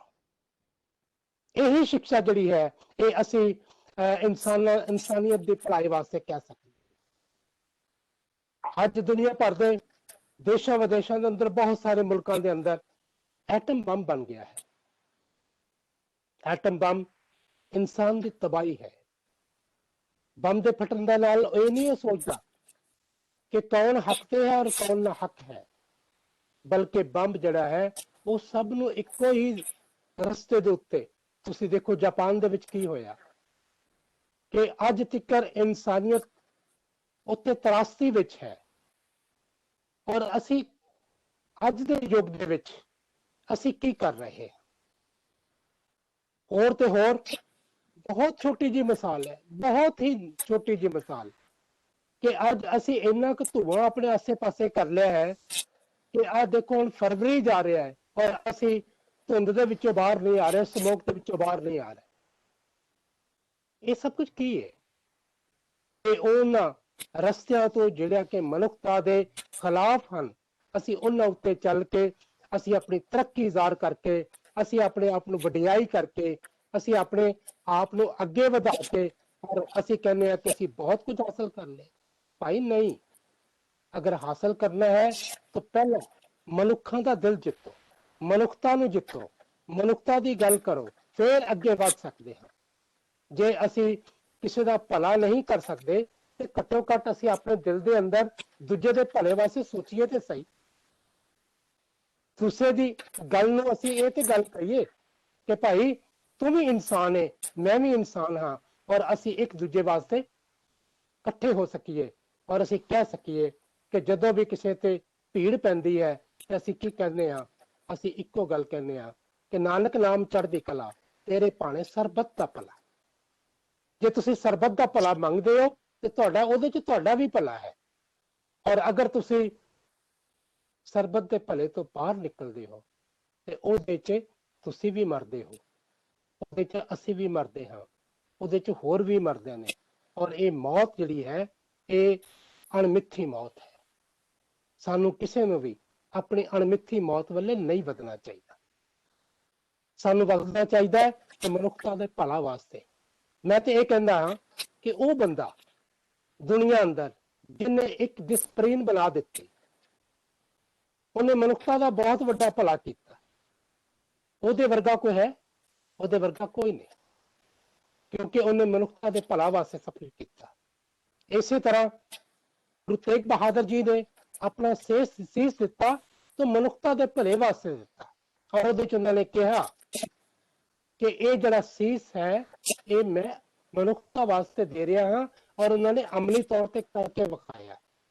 ਉਹ ਮਿਸਾਲ ਹਨ ਨਿਰਭਉ ਨਿਰਵੈਰ ਦੀ। ਉਹਨਾਂ ਨੇ ਵੈਰ ਨਹੀਂ ਕੱਢਿਆ, ਉਹ ਨਿਰਭਉ ਹੋ ਕੇ ਦਿੱਤੇ।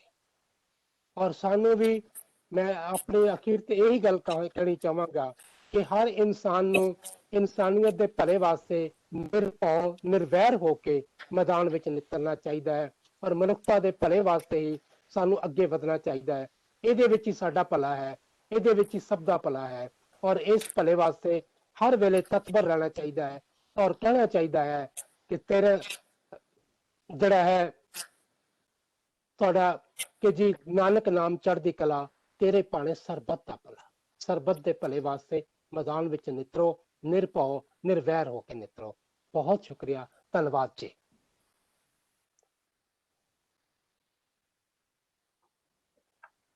ਕੈਸਰ ਸਾਹਿਬ ਬਹੁਤ ਬਹੁਤ ਤੁਹਾਡਾ ਸ਼ੁਕਰੀਆ ਅਦਾ ਕਰਦੇ ਹਾਂ। ਤੇ ਇੱਕ ਬੜੀ ਹੈਰਤ ਦੀ ਗੱਲ ਇਹ ਹੈ ਕਿ ਤੁਸੀਂ ਜਿਸ ਕਿਸਮ ਦੀ ਲਫ਼ਜ਼ਤ ਵਾਲੀ ਪੰਜਾਬੀ ਬੋਲੀ ਹੈ, ਇਹ ਪੰਜਾਬੀ ਜ਼ੁਬਾਨ ਸਾਡੇ ਇੱਥੋਂ ਗਾਇਬ ਹੋ ਚੁੱਕੀ ਹੈ ਤੇ ਇੰਨੀ ਮੁਸ਼ਕਿਲ ਫਲਸਫੇ ਨੂੰ ਗੁਰੂ ਤੇਗ ਬਹਾਦਰ ਜੀ ਨੇ ਤੁਸੀਂ ਜਿੰਨੀ ਪੰਜਾਬੀ ਦੀ ਡੂੰਘੀ ਤੇ ਸਰਲ ਸ਼ਬਦਾਵਲੀ ਦੇ ਵਿੱਚ ਬਿਆਨ ਕੀਤਾ, ਸੋ ਇਹ ਆਪਣੇ ਆਪ ਦੇ ਵਿੱਚ ਇੱਕ ਬੇहद ਮੁਸ਼ਕਿਲ ਕੰਮ ਆ, ਕਿਉਂਕਿ ਮੈਂ ਖੁਦ ਪੰਜਾਬੀ ਦਾ ਪ੍ਰੋਫੈਸਰ ਹਾਂ।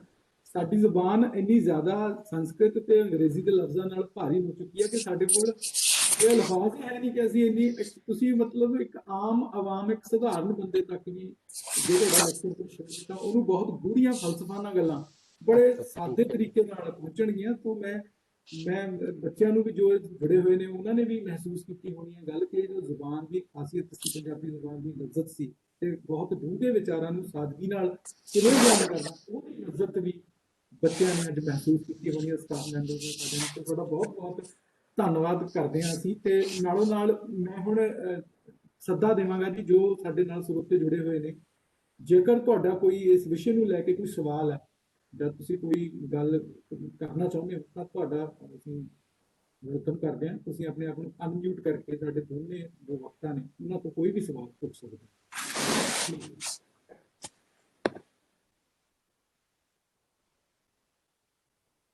ਹਾਂਜੀ, ਕਿਸੇ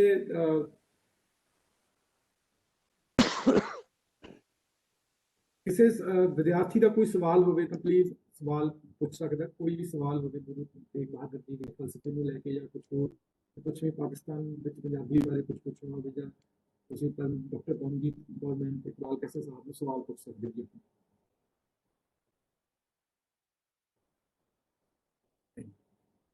ਕੈਸਰ ਸਾਹਿਬ, ਮੇਰਾ ਇੱਕ ਜ਼ਾਤੀ ਸਵਾਲ, ਮੈਂ ਤੁਹਾਨੂੰ ਸਵਾਲ ਇੱਕ ਪੁੱਛਣਾ ਚਾਹੁੰਦਾ ਜੀ।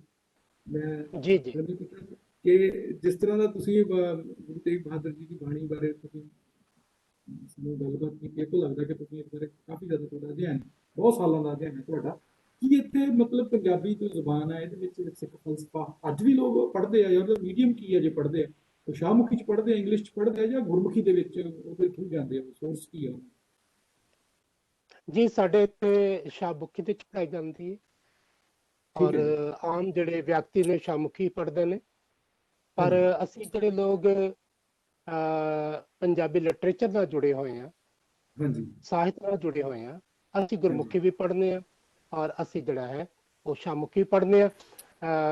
ਮੈਂ ਬਹੁਤ ਵਡਭਾਗੀ ਹਾਂ ਕਿ ਮੈਂ ਜਨਾਬ ਕੋਈ ਮੇਰਾ ਖਿਆਲ ਹੈ ਕਿ 10-12 ਵਜੇ ਆਪਣੇ ਜੀਵਨ 'ਚ ਗੁਰੂ ਗ੍ਰੰਥ ਸਾਹਿਬ ਪੜ੍ਹ ਚੁੱਕਿਆ ਹਾਂ ਪੂਰੇ ਦਾ ਪੂਰਾ, ਔਰ ਇਸ ਵਾਸਤੇ ਮੇਰੇ ਵਾਸਤੇ ਇੱਕ ਬਹੁਤ ਹਾਂਜੀ ਬਹੁਤ ਵੱਡੀ ਗੱਲ ਹੈ ਜੀ, ਬਹੁਤ ਵੱਡੀ ਗੱਲ।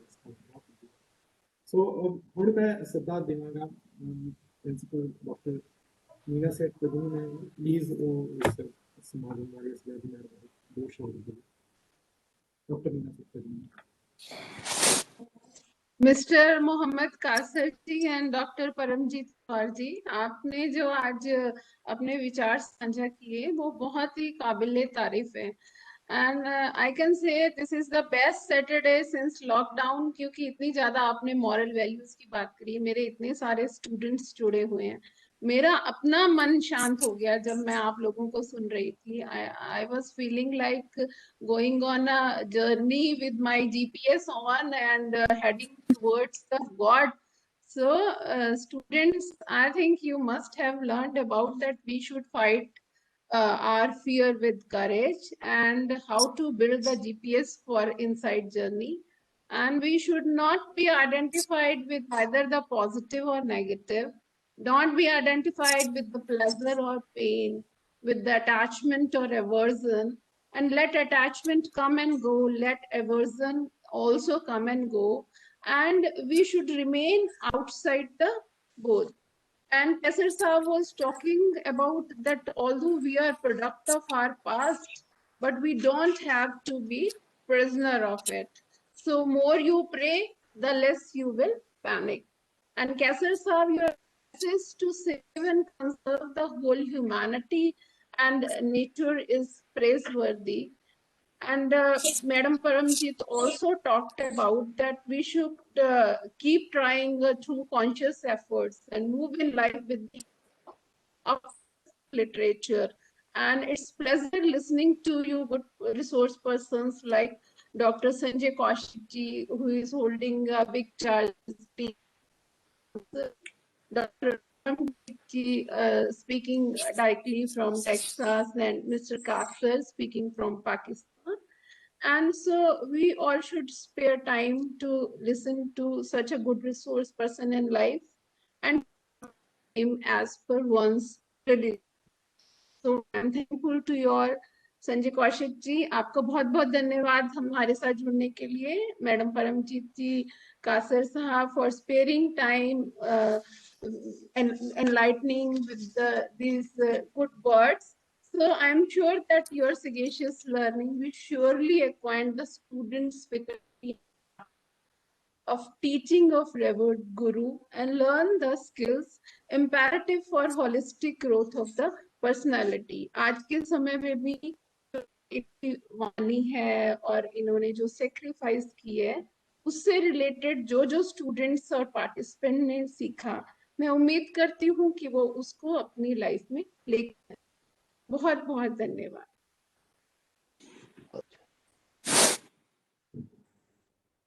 सो इस वेबिनार ਦੇ ਅੰਜਾਮ ਤੇ ਮੈਂ ਸਾਡੇ ਕੋਲ ਖੰਨਾ ਵੱਲੋਂ ਡਾਕਟਰ ਕੈਸਰ ਸਾਹਿਬ, ਡਾਕਟਰ ਸੰਜੇ ਕੌਸ਼ਿਕ ਜੀ ਤੇ ਡਾਕਟਰ ਪਰਮਜੀਤ ਕੌਰ ਦਾ ਤਹਿ ਦਿਲੋਂ ਧੰਨਵਾਦ ਕਰਦਾ ਕਿ ਉਹਨਾਂ ਨੇ ਆਪਣਾ ਕੀਮਤੀ ਸਮਾਂ ਸਾਨੂੰ ਦਿੱਤਾ ਤੇ ਸਾਡੇ ਨਾਲ ਇਸ ਫਲਸਫੇ ਬਾਰੇ ਇੰਨੀ ਖੂਬਸੂਰਤ ਗੱਲਾਂ ਕੀਤੀਆਂ.